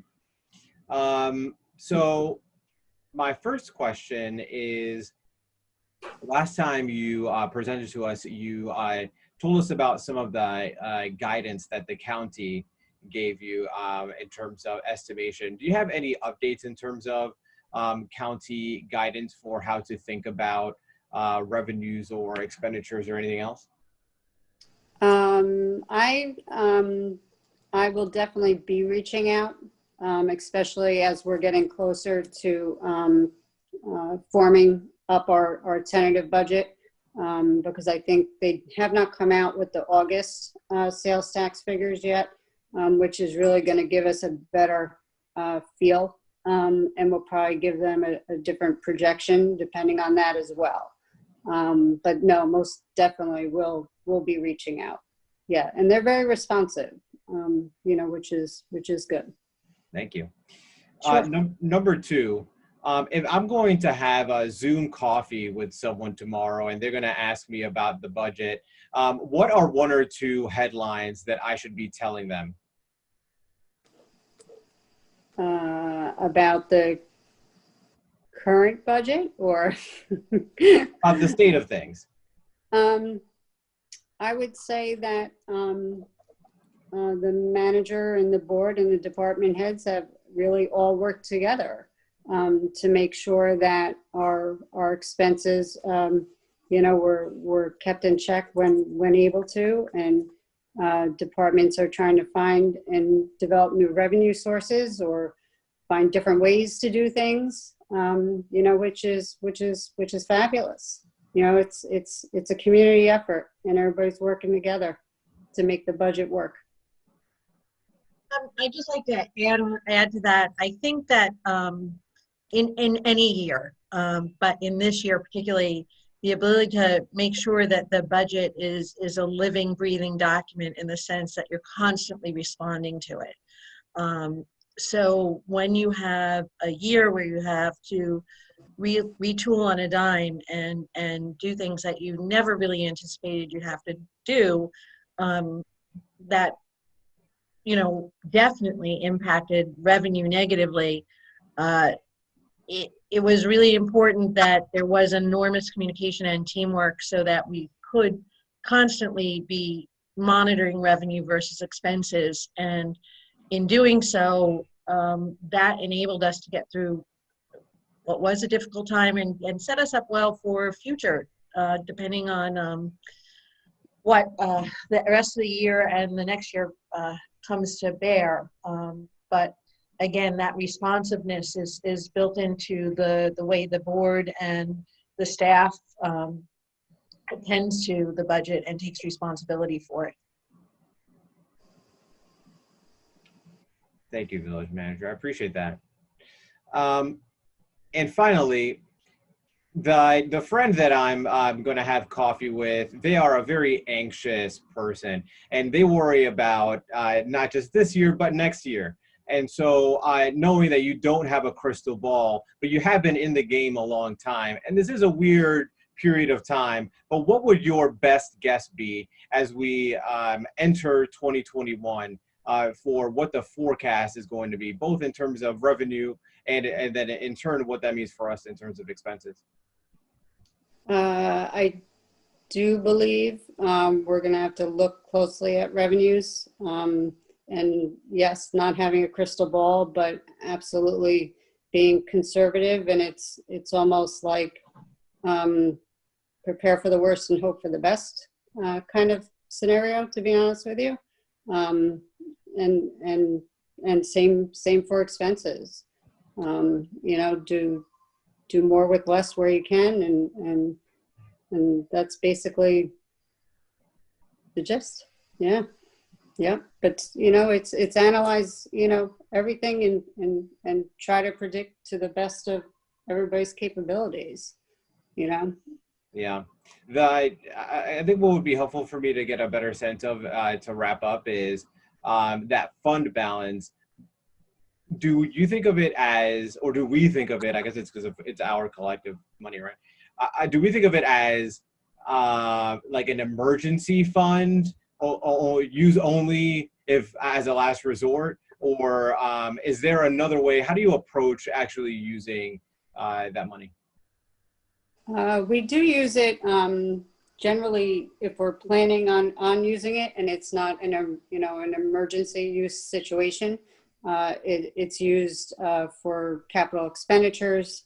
We do quote unquote give a portion back, if I may, during the budget process. So you're using a piece of it to not increase taxes for the residents.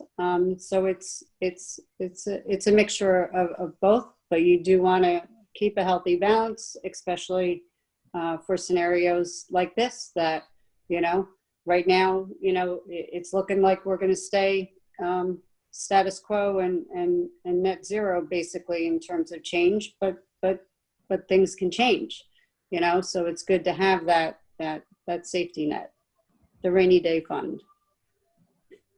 May I, Omar, if I may just add to that, at least my point of view, it's everything that Dale said, but taxes, whenever we do focus groups or speak to constituents, while the village is a sliver of the pie of what we pay, it's really mostly the school, but it's a sliver of what we want. It's a fund that you can go into on a number of scenarios. What are the interest rate like, or like, what are interest like when you have an opportunity? Do you borrow or do you go into the fund? What constitutes an emergency? Do you borrow, do you do that? So interest rates have been really low, which is probably one of the reasons we have. If we're gonna approve large budgets and we say, listen, we don't wanna raise taxes, you know, so can we use this in some way? These are just scenarios. I'm not saying this is exactly what we do, but for me, it's the ability, I think most people think it's for emergencies, but I actually don't. And Dale said it exactly correct. It's also if you want to buy debt. If the, you know, there have been years where rates have been upwards of 18%. If you have the money, you become your own lender and you can really invest in your community. If you're on a shoestring and you have no money in that fund, you're forced to borrow at super high rates. And that has, you know, a trickle effect also on your bonds. And I mean, it's good to be where we are in the economy that we're going into. It's actually always good to be this way so that we can invest, either be our own lender or be, you know, and really have leverage. So I think they have done an amazing job of managing that fund. And I don't like to say it's only for emergencies, because one person's definition of an emergency is not quite another person's definition of an emergency. And that also becomes a slippery slope. That's just my point of view.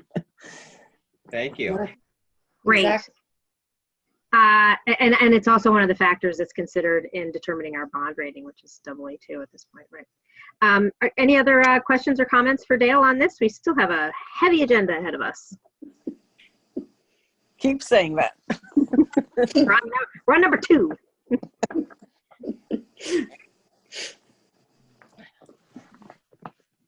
All right. Seeing no one, I will say thank you very much to Dale Brennan for tonight's presentation, and as always being so thoughtful and on top of things and helpful in teaching us the ins and outs of municipal budgeting. It's a real pleasure being able to work with you and being mentored by you in my ever-evolving understanding of municipal budgets. Thank you very much. My pleasure. Thank you. Oh, but you're next up, right? Okay, so you're not going anywhere. All right, I'm going to turn my mic off, and Karen's going to introduce your next step of the evening. So for Dale's second act, she will be performing an update on the Edmunds software system upgrade, which has kept her busy most days, many evenings, and some weekends. So with that, Dale, why don't you tell us, you've alluded to it a little bit, but why don't you tell us where we are with Edmunds and our finance software upgrade? Great. Thank you, Village Manager. So as I alluded to earlier, we went live, technically it was July 2nd, but July 1st is when we got a hold of an actual database for our new general ledger, accounts payable, and payroll system. So they both went live within the same week. As with any new system going live, you have a little bumps and changes in process and tweaks that need to be done, but we're definitely getting there. Everybody is getting used to it, getting used to the new process, learning new things about it, learning new ways to use it. As I explained earlier, being able to track stuff. You can also do tracking on the revenue side to bring expenses and revenues together as well. So it's very useful on that. The next step was going to be to do water billing, but we have pushed that off in favor of having more time to be able to work with the tax collection software, since we will have to do our 2021 tax billing on the new software. Really wanted more time with a live database in order to make sure it functions correctly. I'm doing a tax conversion with the RPS file that comes down from Fernando, making sure our bill provider can produce the bill we're looking for, make sure our lockbox provider can then scan that bill and the check so we can get our money. So that's why we decided to give tax more time, and then that will also allow us a little more time in the beginning of the first quarter of 2021 to move forward with the water billing end of the system. So we are moving ahead.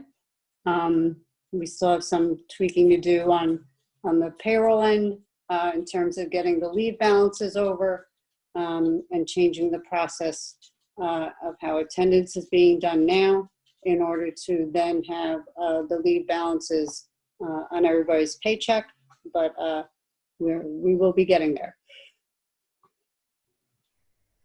Thanks for that. This has been quite a journey for you to get the finance, all of the village finances in an online system, and there's been some unsuccessful starts, and so it sounds like you feel pretty confident that we're on a better path now, and that's the headline, I think.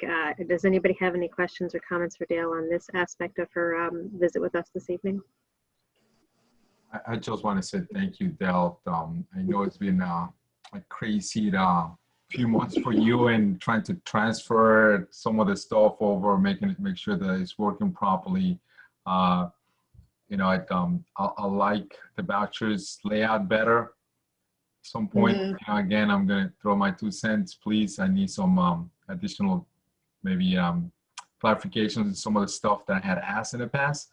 But I know it's crazy, and there's no rush, but it's definitely better from what we had before, and I appreciate all that stuff and all the work that you guys have been doing. I just had a quick question, I guess, for Stuart. I know the previous software company that we had, we are proceeding to try to get some of our money back. How's we don't have to talk about this part in here, and probably give us an update another time, but that's still on process, correct? Yes, sir. Okay, thank you, Stuart. I'm liking these quick answers. We're really cooking with gas here now. Anybody else have questions or comments for Dale? All right, I think that's just a big double thumbs up. Keep it going, and thanks for the insight into the detail. And it's generally, this is really great progress to our big picture goal of having more things be streamlined online and accessible and transparent, and everything that we already knew we wanted to do, we're moving in the direction in the last 5 months has certainly accelerated things and made it so clear why we need to be more online, you know, connected, and in your world, it's got layers and layers of benefits. So thanks so much for leading that again, but now leading it somewhere where you feel good about. Thank you very much. Yes, excellent. Madam Manager. Yes, so next up, we have an honorary street naming request in memory of Barrington Anthony Walker-Davidson. And I'd like to turn this over to Stuart Kahan, Corporation Counsel, to discuss this next item. Thank you. Stuart, you're muted. Sorry. Karen, it's fine if you want to go on to this one next. Were you Karen, skipping? I'm here. Were you skipping past wetlands? Skipping the local law? Oh, I'm sorry. I did. I don't know if Jaime has to it was around unintentional. all night anyway, but it was unintentional because I guess it was unintentional. But I'm thinking it was wishful thinking, but it's okay. It's all right. Next is the long-awaited wetlands. We've been working on wetlands, as you know, for some time now, and we have an update from Corporation Counsel Kahan and our Director of Planning, Jaime Martinez, and I'll catch up on the street naming next. So. Great, thank you. Thank you. Jaime, I'll just make a couple of early comments and then I'll hand it off to you. Folks, there have been extensive internal meetings. Myself, Land Use Council, Jaime, Director of Planning Martinez, the Kellogg Sessions folks, to work on comments that we've received. As Director of Planning Martinez will tell you, we have received comments from the Planning Board. We did receive a letter basically within the past day or two from Riverkeeper with some fairly, let's call them dense, requests for some changes to proposed local law 7. So those are being reviewed currently by Kellogg Sessions. We've gotten, a couple of other comments. We did get some comments from Wilder Balter, which, as you folks know, is the developer with regard to the DPW site. Those comments were discussed internally by staff. But Jaime, why don't I hand it over to you now, since a lot of this is more in your bailiwick. Thank you, Stuart. I apologize. I'm calling in on the phone. I'm having some issues with my Zoom audio on my camera, so I have kind of 2 Zoom connections now. All right. So basically, we're pretty close. I think we kind of internally felt like we probably were ready to move forward with this at next week's session, where we could present you with the part 1, 2, and 3 of the full environmental assessment form, having responded to all the comments that we received, allowing you to, at that point, potentially make a decision to neg deck this and move on with the scheduling of the public hearing. The comments that we got from Riverkeeper are pretty extensive. So we did ask that they get looked at by Kellogg Sessions. Yesterday, they did not feel like they had enough time to adequately review those. So at this point, it's kind of a decision of the board whether or not they want to kind of wait a couple of weeks before moving forward and consider the sort of the comments that were given, which, as Stuart mentioned, are pretty dense. They're sort of 7 or 8 pages of detailed inline comments with footnotes and references to other documents. So we do want to be careful about making sure that we adequately review them before making any sort of internal staff decisions. We did get BFJ to review it. Their recommendation was that amongst everything else, that we consider decreasing the size of the buffer for wetlands to 50 feet to have it coincide with the watercourse buffer for 50 feet. We discussed that pretty heavily internally, and after kind of a lot of thought process, it seemed to make most sense to the majority of the people on staff that that they be kept as is, as the difference in a 50-foot to 100-foot buffer for wetlands wouldn't necessarily affect the development of any properties. BFJ's concern was that in some instances that can, essentially turn developers' interests away from those properties and onto developing other sites.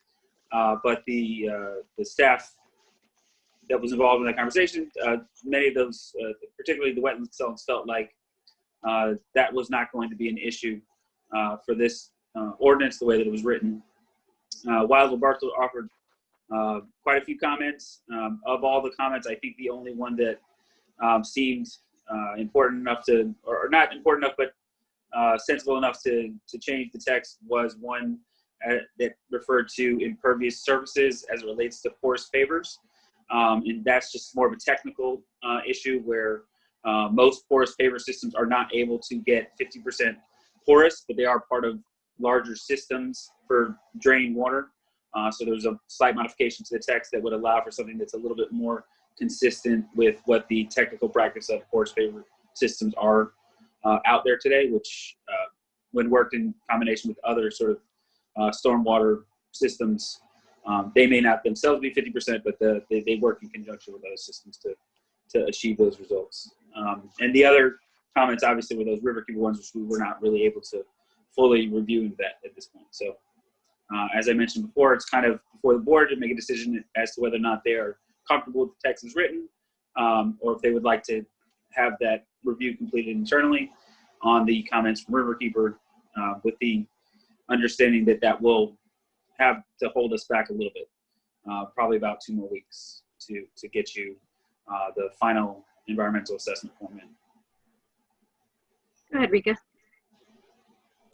Thank you. And I really do appreciate all the work. On one hand, I think you all have done an amazing job of bringing this forth.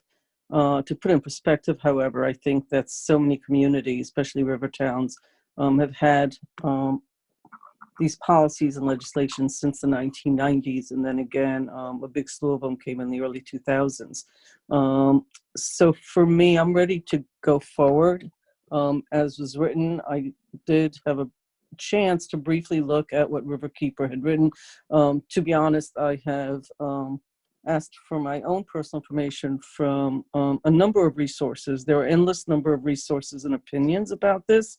It's not a new item. Wetlands is, as I just stated, our neighbors have it. It's one of the reasons I have brought it forth. It's a good idea that when all your neighbors have something, that you too have something similar, because as I stated earlier, when speaking with the developer, we don't live on islands. Everything one community does, everything one person does, everything one builder does affects many, many people, especially as this area becomes more densely populated, as has in the past 20 years. Personally, and I hope I have the support of the board, I look forward to hearing from it. I think you can go on the parallel path and hearing from our actual neighbors in Ossining, since they're headquartered in Ossining, Riverkeeper. We always learn so much from them, but I don't think the intention was to delay. I think the intention was to be informative and to take their golden nuggets where appropriate. So I would recommend parallel pathing. And I'd like to stay on target and on plan. And thank you so much, Jaime, for the 50 feet versus 100, because I know that also came up in other conversations, back and forth, some really good conversations about that. There's a lot to think about in the way we have underground waters and streams and all sorts of stuff in the Hudson. So I really appreciate that the staff took so much time, because it may not seem important to some people, but it's an important issue when half of your village is on the side of a cliff, all heading down to the Hudson. 50 feet, 75 feet, 100 makes a difference. So I really appreciate the detailed work that you've all put into it, and a lot of work that you've put into it. On balance, I think you've done a yeoman's job of explaining. I was there when you went with the EAC not once, but twice. Got their input, very patiently explaining details back and forth. Really terrific. Because of that, for me personally, I would be in support of moving this on to the regularly scheduled agenda that we had planned. And I hope to have the support of the board. Thanks.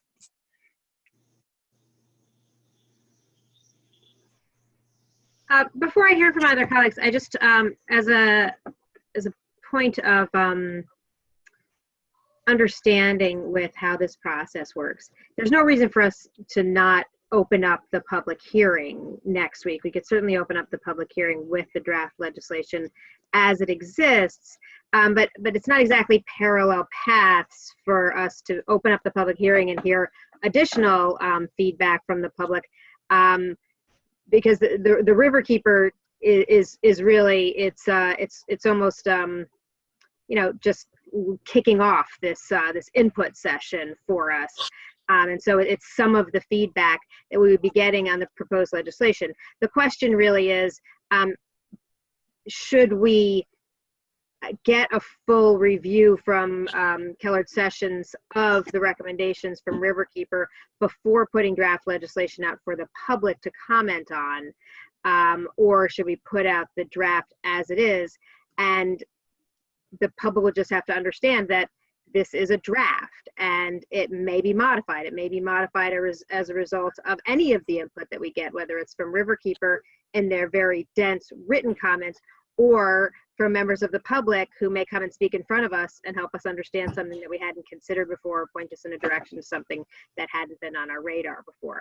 I'm comfortable with either path. Rika seems to feel really strongly that she'd like us to open up the public hearing next week. And I also want to remind everyone here, but mostly for the public, opening a public hearing does not mean we close it that night necessarily. We can keep it open for many weeks. I don't think that there is we don't want to keep it open endlessly because we've been talking about it a lot, but we can open up the public hearing, which would mean that the public hearing would actually, if we called for it next week, would be on October 7th, when we would hear from more people. And by that point, we would also be able to provide, I imagine, the insights from Kellard Sessions, and Jaime would be able to speak to us more at that point on really what is the substance and the recommendations that might be applicable and worthy of consideration from Riverkeeper. Does that make sense, Jaime and Stuart, from a process? Mayor, unfortunately, in this case, it does not. Okay. And the reason is simply this: there has to be an environmental determination, but that can only be based upon a final version of the local law that's going to go for a public hearing. At this point, we don't have that final version to go for a public hearing, because the board is going to have to vote potentially in what I would expect would be a negative declaration. But they can't do that unless you have what is in fact a final version, because then it would be subject to debate as to whether or not the version you did your discussion on is different than the final version, and that might have affected the declaration of significance by the board. So you really need to have a final version before you can do the declaration of significance, and in fact then have your final and then have your public hearing. That actually makes sense, but what I'd like, go ahead, Jaime. What is the point of a public hearing then? Yeah, I guess what I don't understand, but maybe Jaime, you're going to speak to this, so you can clarify for me. But how that clearly makes sense. We can't determine whether we're going to pass a negative declaration unless we know what we're declaring does not have an impact. But wouldn't we want to have a public hearing on the draft legislation before we call for a negative declaration anyway? The problem is, I think we're putting the cart before the horse. I think you need to have, and it's up to you. You may not want to even consider the comments made by Riverkeeper. And if you don't, then you can go with the version that's here now, open it up for a public hearing. You are correct, Mayor, that may reveal different changes to make. At the end of the day, when the board votes to approve the legislation, they're also going to, at the same time, approve the declaration of significance, be it a positive, well, presumably a negative declaration. Because if it was positive, you'd be going through an environmental impact statement. So if it's a negative declaration, you're going to do that at the same time you vote. My thought is, if you're opening up the public hearing next week and you have not yet gotten comments from Kellard with regard to what you've received from Riverkeeper, you may have changes in the legislation, even in the draft that you're going to be presenting to the public. I understand you could keep the hearing open, but you might want to at least, have the staff hear what the Kellard session folks have to say with regard to these changes. They may think the changes are, not necessary or do not advance the legislation. Then you already have the draft that's here. Otherwise, you're going to have a draft, have comments, and then you may get more changes based upon what you got from Kellard sessions. I'm sorry, Stuart, I'm not sure if it matters, but the resolution for next week would be to call for the public hearing, which would not actually open until October 7th. Understood. So if they want to, I mean, and thank you, Maddie. I No, I just want to make sure. I didn't misunderstand. I know sometimes I forget myself. Again, I'm not sure if it matters. I wish it was funny, Trustee Levin, but it's not. Well, The fact is that I'm you're laughing correct. because it's so late in the evening, and I'm always amazed that everybody's able to stay so focused and on track. I think it's actually Here's where we are. good. You can call for the public hearing next week to be on for the 7th of October. And between then and the 7th of October, there may be revisions to the draft that is currently on the Corporation Council's website. And that would be the draft that would be the subject of discussion on the 7th. There's no reason you can't call for the public hearing to be on the 7th, with the understanding that what is on the Corporation Council website now may not be what is going to be the subject of discussion on the 7th of October.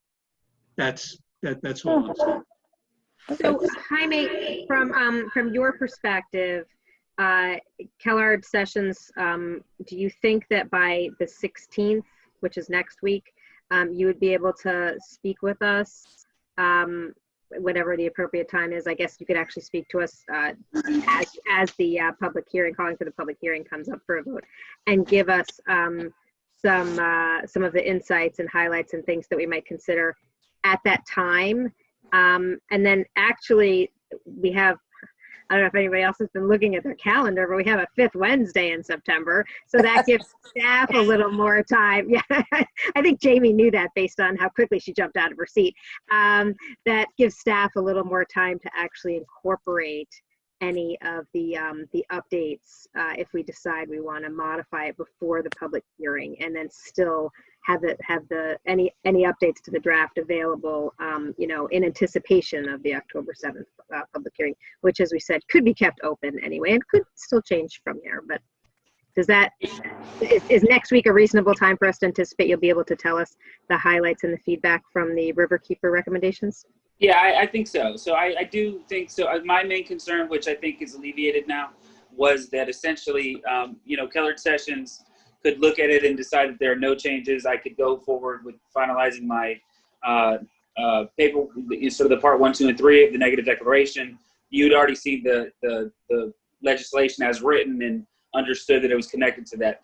My concern was that if the legislation changed in any significant way, it wouldn't have much impact on the parts 1, 2, and 3, but it may be something that rises to the level of, like, you really need to be advised of this change, so that you had enough time to review it and go forward. And that was my concern about the Riverkeeper comments. So I think that, yes, I'll have comments from Keller by then. We'll schedule something probably for either Friday or Monday to go over it internally. And at that point, by the end of that day, we should have an understanding of where we're going to go with the legislation. If there are any significant, substantial changes from this, which, I would hope that we don't end up there, but if there are, then I would have to, advise you of that at that point. But as Rick had mentioned, we've been through this over and over and over again. And so there are a lot of different opinions coming from a lot of different directions. And we tried to thread the needle on this as much as we could. So. Yeah.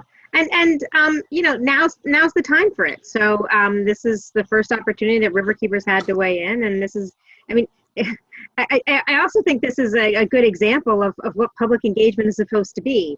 When something comes to a public hearing, it's not supposed to be, hey, just wanted you to know we've been doing all of this, suck it up, we're passing it. It's supposed to be, hey, this is what we're proposing, public, come and comment on it. So I think, if Riverkeeper has some substantive changes that are things that we hadn't considered or help us, present something in a way or address a concern in a way, that we shouldn't shy away from making that update.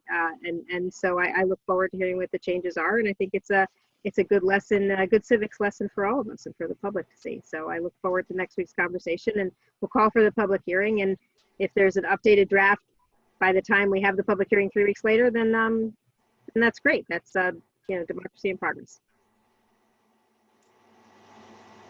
No Right. problem. Okay, Madam Manager. Thank you. So next up, we do have a discussion on the honorary street naming request in memory of Barrington Anthony Walker-Davidson, a young man from Ossining who passed way too soon. I will turn this over to Corporation Counsel Stuart Kahan. Thank you, Village Manager. Folks, this application, which is before you tonight, is for the purpose of placing on next week's agenda a resolution formally referring the application to the village historian in line with the village's street naming, honorary street naming policy.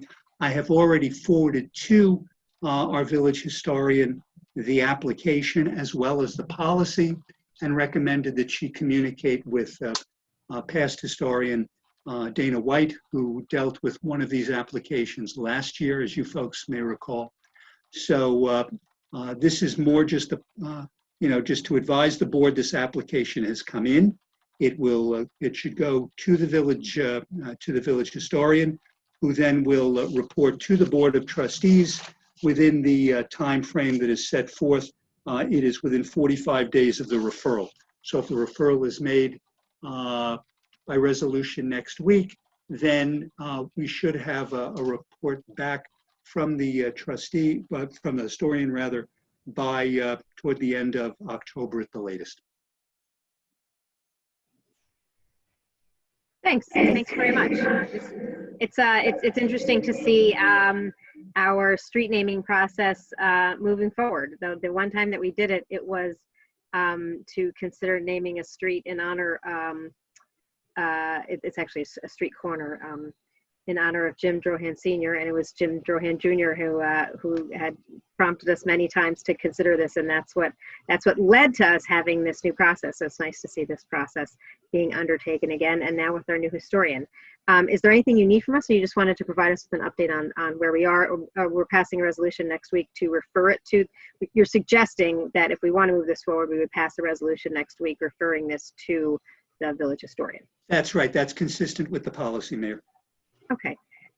We all had an opportunity to take a look at the application by the sister of the young man who tragically passed at the age of 10. That is, she's requesting us consider a street naming in his honor. Thanks also for forwarding to us the honorary street naming policy, which is one of our relatively new policies, as we mentioned. I'm fine with a resolution asking for a referral to the village historian. Does anybody else have any questions or comments on this? I'm good. All right. Thank you, Stuart. Sure. Look at that. Check that right off. You could have done that before the Jaime one. Madam Manager. So we are winding down to our last two agenda items. I know that we have several people in the audience who are waiting to hear about the Kemey's Cove shuttle discussion, which is last. I'm suggesting that we move that up, and then we will discuss our complex passport recommendation as the final thing, if that's okay. That's a great idea. That's a great idea. Let's do that. Okay, great. So with that, we will be discussing Kemey's Cove.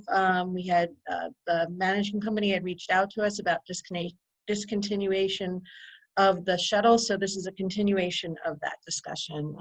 Stuart Kahan, this is also in your court. Thank you, Manager. Folks, one of the attachments to this evening's agenda was the communication from Mr. Lulaj at the Ferrara Management Group, which is the managing company for Kemey's Cove. It had a proposed resolution from the board. It is my understanding from communication that I think the mayor was kind enough to forward from Barbara Turk at Kemey's Cove, that I believe the Kemey's Code board is meeting, I think, September 14th with regard to, they have a meeting, and one of the topics on their agenda deals with the jitney service. The proposed resolution which is not before this board yet for consideration. I just want to make that clear.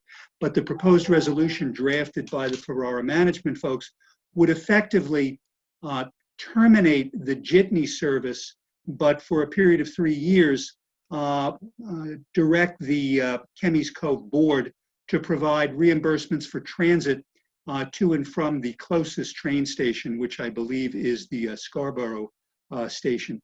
And that would be, again, for a period of 3 years. And at the end of 3 years, it would be revisited to see if it would continue or if that private service would discontinue. There was an exchange of emails earlier this week from Ms. Turk at Kemey's Cove indicating, certain financial issues as to why the jitney itself could not be continued, but they have also asked to, get back to us once they have their meeting on the 14th. So this is really just to update the board. I guess we'll hear back from the Kemey's Cove people, perhaps even, obviously hopefully before next week's meeting of this board, to see where they are and what their plans are. But and then at that point we could again discuss the proposed resolution in light of whatever has been discussed by the Kemey's Cove folks. Mayor, I know that you, in one of your emails, indicated that you had spoken with some folks at Kemey's Cove with regard to their knowledge of these particular discussions, and that's something else that obviously I think the Kemey's Cove people will be discussing on the 14th. But that's where it is. I have not had any communication with folks at Kemey's Cove or with Mr. Lulaj other than the receipt of his letter, which is annexed to the agenda, which included the proposed resolution. Thank you. The trustees and I have, as of yesterday and today, I think, received emails from some Kemey Cove residents. And so I think that the meeting that's scheduled, I believe, for, as you said, September 14th, which is not just the executive board. I think it's all the residents are invited to the board meeting that's happening then. And I know this will be a focus of discussion there. So it's really an unusual position for us to be in the Board of Trustees. It's not often. I'm not aware of of any other circumstances where the village board passed a resolution at the time that a development was made, where the development was required by virtue of the resolution the board passed to provide this shuttle service to the train station. There's been some other versions, similar things that have gone through the planning board as part of a site plan approval. I believe Avalon is one that I'm aware of, but it's really sort of an unusual position for us to be in, because really this is a decision between the condo owners and the condo board and the management company under typical circumstances. The fact that we're in a position where we have to weigh in on it, it's unusual for us, and that's something that I've been thinking about more broadly, not just the circumstances today or where we are with transit today, because once we take an action, it will directly impact our constituents who live there. And so I do feel that while normally this would just be a consideration for the condo owners and the management and the condo board to figure out, we do have a role that we have to play because of this existing resolution was passed by our predecessors from decades ago. So I will look forward to hearing the outcome of the meeting on the 14th, and I thank the residents that have reached out to us by email, and I'll go ahead and forward those to the staff that have been working, Stuart and Karen most closely on this, so that they're aware of what we're hearing from the residents at Kemey's Cove. And Stuart, if you hear back from the management company or the board sooner than we do after the 14th, please let us know what you're hearing so that we can figure out where to go from there. Understood, Mayor. Sure. Anybody else with comments or questions on this? Or are you just comfortable with us adding it to our next work session on the 23rd? Probably is a logical time for us to revisit this. Did you say there were people on the call from Kemey School? I know we received emails. I just There didn't are hear. attendees that we think are probably, yes, at least one of them, I think two of them are among people that have reached out to us about this. Okay. So that was the reason why Karen recognized the names, I think maybe of somebody, or I don't know. But yes, there are people in the attendees who are watching and they're not commenting because this is legislative, this is a work session. Right. But they wanted to know what we were going to say about it. And they've obviously been very patient because it's 9:51. So thank you very much to the residents of Kemey Cove for reaching out to us and for observing our meeting tonight. And we'll look forward to hearing about how the meeting goes later this month. And then we'll discuss it at our next work session in 2 weeks. Sound good? All right. Madam Manager, almost there. Coming down the home stretch. Okay, we are at the home stretch. So our last item tonight is, as you know, we have been talking about parking in many different forms and ways that we can also make parking more efficient in the immediate sense, facilitate online permitting, facilitate greater enforcement, and work to as consistently as we can to improve parking overall. You know, we're looking at parking study. We'll be talking soon about an RFP for parking and work on with the DOT on Route 9. So this is a part of a recommendation. Assistant Village Manager Maddie Zachacz has been spearheading this, and this is part of a recommendation that she's come up with working with the clerk's office that can really help us become more efficient in the near future. And it's a recommendation to upgrade our complex system to the passport system, which will give us greater ability to, again, facilitate the things I just mentioned. So with that, I'd like to turn this over to Assistant Village Manager Maddie Zachacz. Thank you, Manager DeTore. Good evening, Mayor. Good evening, Board. I don't want to give this short shrift, but I also don't want to belabor it. So I'm going to try to be as concise as possible. So the last that we spoke about parking was back in July, that I gave a presentation about sort of our current parking ecosystem and then the direction that we were hoping to go in with our parking meters. So in the time between now and then, we have met with several of our vendors. We've had 3 vendors do a walk around with me of our downtown as well as along Croton Avenue. And they were all able to give us an assessment of what they believe it would cost to properly meter both our downtown again and Croton Avenue. As we mentioned also, when you're talking about multi-space meters, the placement is very important because they're solar. That placement was also important. So having all 3 firms actually be on site with us was very helpful so that they could kind of get the lay of the land. A bit of a snag is that when we looked at the return on investment tables based on our at any given time, we are guessing at that number at this time. We will have that number once we have the results of the parking study. So in a few short months, we'll be able to have an occupancy rate for all of our downtown. But right now, if we're looking at the multi-space meters based on our assumed occupancy rates, it is not clear that this is a winning business proposition for the village at this point. So my recommendation is going to be for moving forward, at least in the short term, to do what we had thought would be the last step first, which is going to be, as Manager DeTore mentioned, a combination of online permitting and a new way of enforcement. So we are recommending using our existing vendor, Complus, who was acquired back in 2019 by a company called Passport. So if I use those interchangeably, please understand. And right now they provide parking ticket processing services for the town court on behalf of the village. They also provide the handhelds that our parking enforcement officers and OPD use to be able to give parking tickets. So I'm going to lean on Corporation Counsel Kahan here to interrupt me if I get something wrong. But I don't want to say current Complus contract because it's anything but. The contract under which we're currently operating expired in 2014. So we've been paying the bills timely, rather the town has been paying them timely and we reimburse. But due to the fact that we don't have a standing contract with Complus, they have been reticent to provide us with upgrades to our technology, including computer, new software licenses down at the court, and most importantly, our handheld devices. Stuart, is there anything you want to? No, you're fine. Okay, just want to make sure. Keep on going.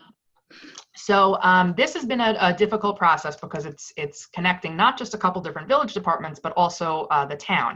The Complus agreement is a tri-party agreement between the vendor, the town, and the village by virtue of the fact that parking while a village function is carried out by the court, which is town staff. And basically the arrangement that we have with them right now is that they take 12% off the top for all the parking tickets that they process. It's quite simple.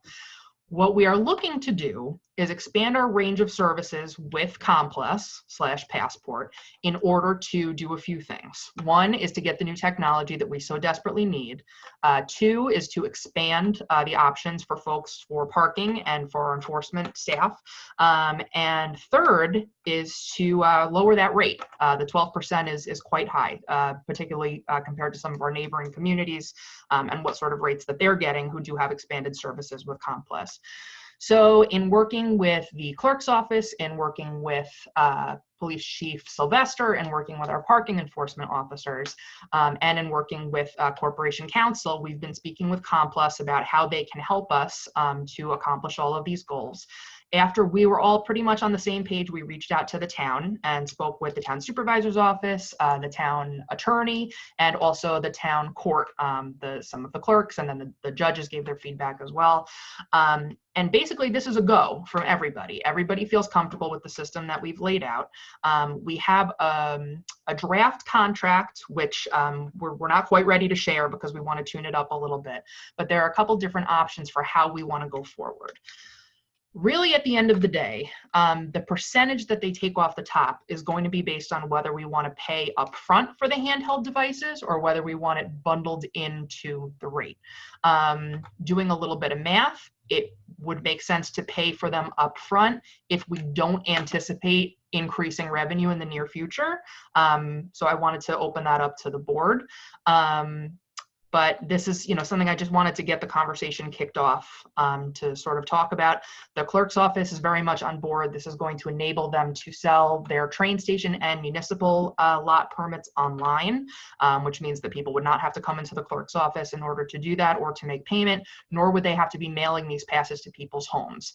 Once they put it into the computer, their license plate number, our license plate reader, which is assigned to the parking vehicle currently, is going to be able to drive past slowly, read all of the license plates and know which ones are permitted and which are not. And then they'll be able to use the new handheld devices to issue a ticket if in fact those permits are not valid. Same for the municipal lots. The hardship parking is going to be a little trickier. They do have a program that already does this, but we want to build in something extra, which would mean that right now, if someone wanted to park overnight on a street, but they didn't have a hardship tag, they could call the phone number and say, my car is a blue Honda Civic, license plate 123. The folks at OPD would jot that down on a paper. So when they did their rounds that night, they would know to look for that car. And even if it didn't have a permit in the back window, they would know not to ticket it.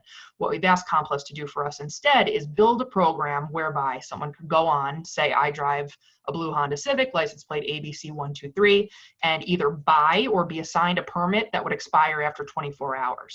So the LPR, the license plate reader, would be able to drive past, and when it was active, they wouldn't get a ticket. But the next night, if they hadn't bought a permit, they would receive a ticket for that. So that would be probably in January of next year. But the reason that we're pushing this when it's not still quite developed yet is because in order for Complus to be able to get the clerk's office online for November 15th to begin selling train tags for next year, they need a little bit of lag time. They're already starting to work with us in good faith in hope that we're going to proceed with this. But before we get much further in deciding on the particular option that we want to do with the handhelds and the percentage rate that would come off of the parking tickets, I wanted to bring it to the board and ask for just sort of general feedback at this time. So I have a question. So we buy the handhelds up front. Where does that put us at the percentage rate? that they take off? So they've given us 4 different packages. The police department said that they would like 8 handheld devices. So if we buy them out of pocket, it's going to cost us $3,800 per unit, but then they're giving us a group rate if we buy 8 of $30,000. If we do it by unit, they will only take 6.5% of our revenue as opposed to the current 12. However, because we also want to go with them for mobile pay, which is if you ever parked in White Plains, they use the Compla system, as do many of our neighboring communities. You would have the app on your phone, or if you didn't want to download the app, you could just go to the website. You could pay for your parking there. Once we begin using that, we would get a further reduction of 2% off of the parking tickets. So if we wanted to bundle it in, we would get an additional 2% off, but that doesn't apply to if we buy the handhelds out of pocket. So there's all different combinations of how we want to do this. All right, thank you. Sure.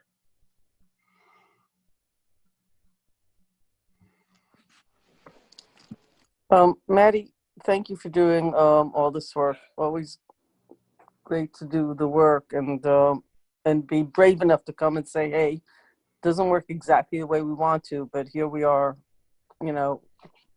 let's move in a different direction. So thank you for that. The 12%. So number one, the 12%. So I get a ticket for, not that I would, but let's just say I get a few tickets, $100. So is it 12% off the ticketed, or is it 12% off the collected? I believe it's 12% off the collected. So I go in and I, whatever, bleed it and the down, $100 right. tickets bring Right. it down to 20. So it's 12% of 20, so you're saying it's 12% of collected. That is what I have been led to understand, yes. Okay, so we just want to check on that. Yeah, sure. Okay. Look, it's a little bit being caught off guard, so I don't know how to react, because the desired outcomes that you all had just sort of shifted. I mean, it's not the same outcomes that we've been speaking about. So what are we not doing? Because it doesn't make financial sense. So what I would hope would be the next step after this, if the board did approve this, would be to explore what kind of parking meters we can handily and smartly afford. What we wanted to do was the multi-space meters, for the reason that it would give us better data on parking sessions. That's what we were desperately hoping to do.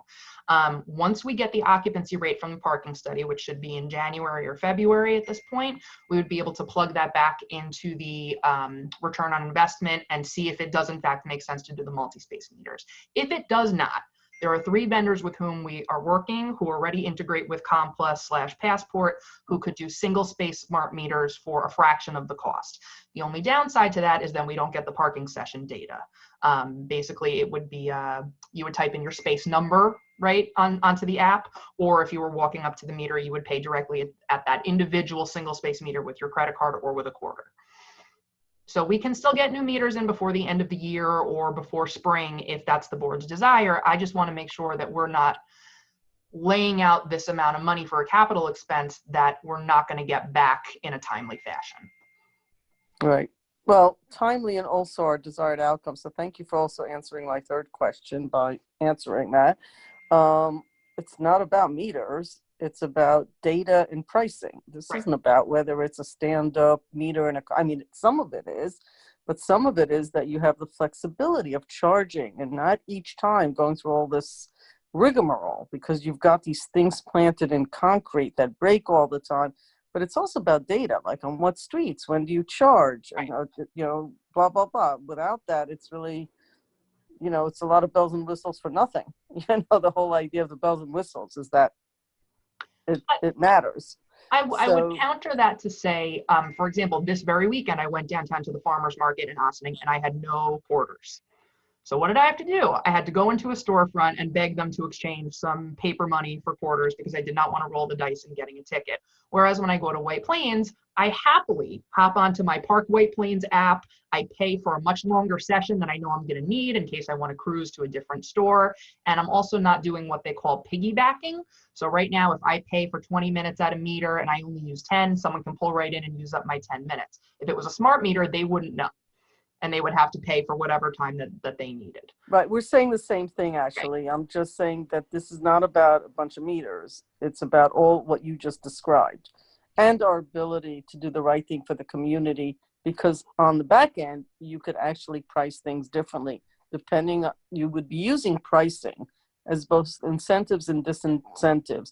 You'd be using pricing for different parts, physically different parts of the community that may need more help with parking. You may lower in some areas, make it higher in others. Exactly. That's the whole beauty of what we discussed a few weeks ago. And I'm just trying to understand what of that we're losing. Because to me, it's never been just about the the actual meter in the ground. Yep. And by the way, the whole idea of the quarters is you're supposed to go into the deli, buy some coffee, and do something, and then you get your quarters. That's why we do that. I was running out of time. I needed my pesto, and it was almost 1 o'clock.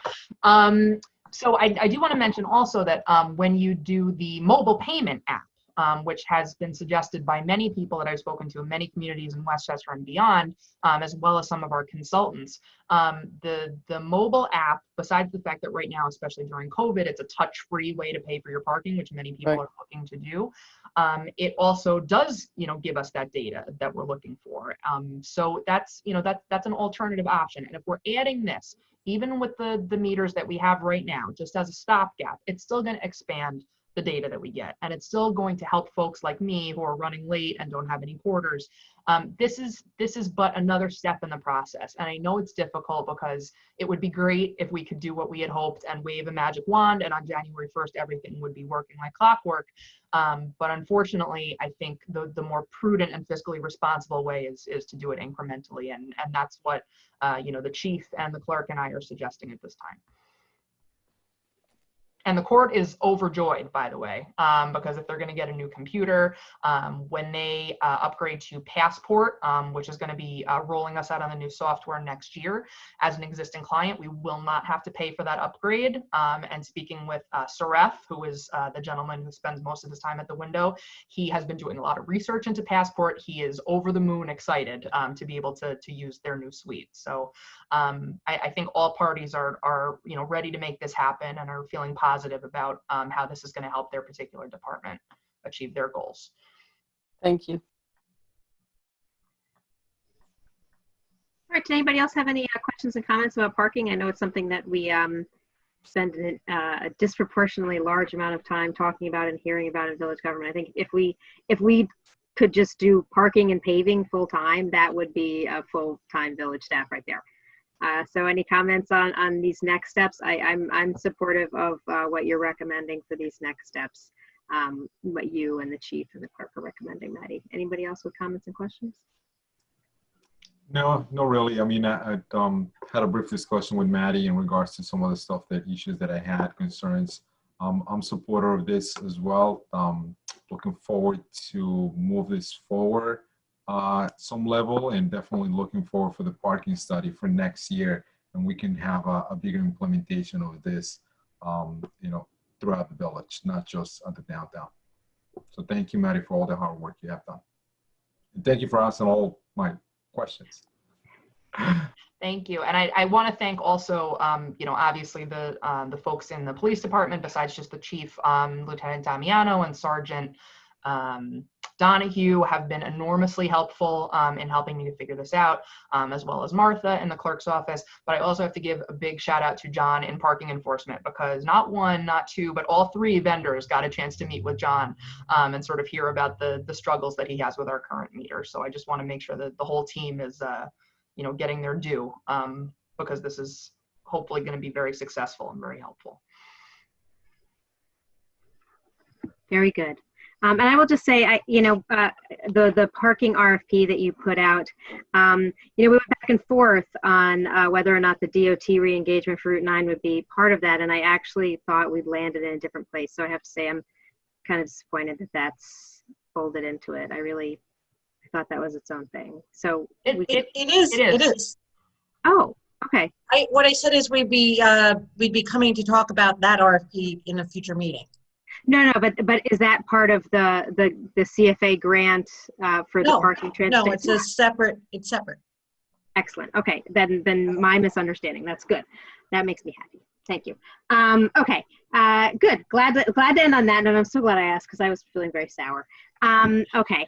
May I just ask a quick question before we wrap, Mayor, unless you had any Please, Maddie, go right ahead. Does the board have any inclination in one direction or the other to spend the $30,000 out of pocket or to bundle it in, or is it just we got to crunch the numbers and see how it works? I just want to make sure my feeling is whatever's cheaper.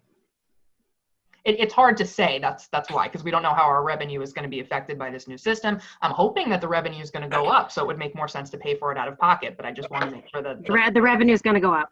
Yeah. Okay. All right. Out of pocket it is. In my really deep knowledge of all of this, I mean that's what you guys are thinking, right? That's what I'm thinking. It's got to go up because that's the whole point of the license plate readers. It's going to be super efficient, and therefore people are going to be held accountable more. So, thanks. Okay. Great. Thank you. All right, Madam Manager, is there anything other than calling for a motion for executive session? No, there is not. All right, so trustees, you have very recently, while you were sitting here, received an invitation to a Zoom executive session. So can I get a motion for matters of personnel related to specific persons? Oh. Second. All in favor? Aye. Aye. Thank you, everyone. After a couple of really heavy topics at the beginning of the evening, we wrapped this up in just 2.5 hours. And so thank you very much. We look forward to next week's hybrid meeting number 2. We will be back in the gym with what is our next version, 2.0 of the hybrid meeting, and I'm sure we'll be even a little more smoothly, run a little more smoothly than last time. Your headphones have arrived. Really?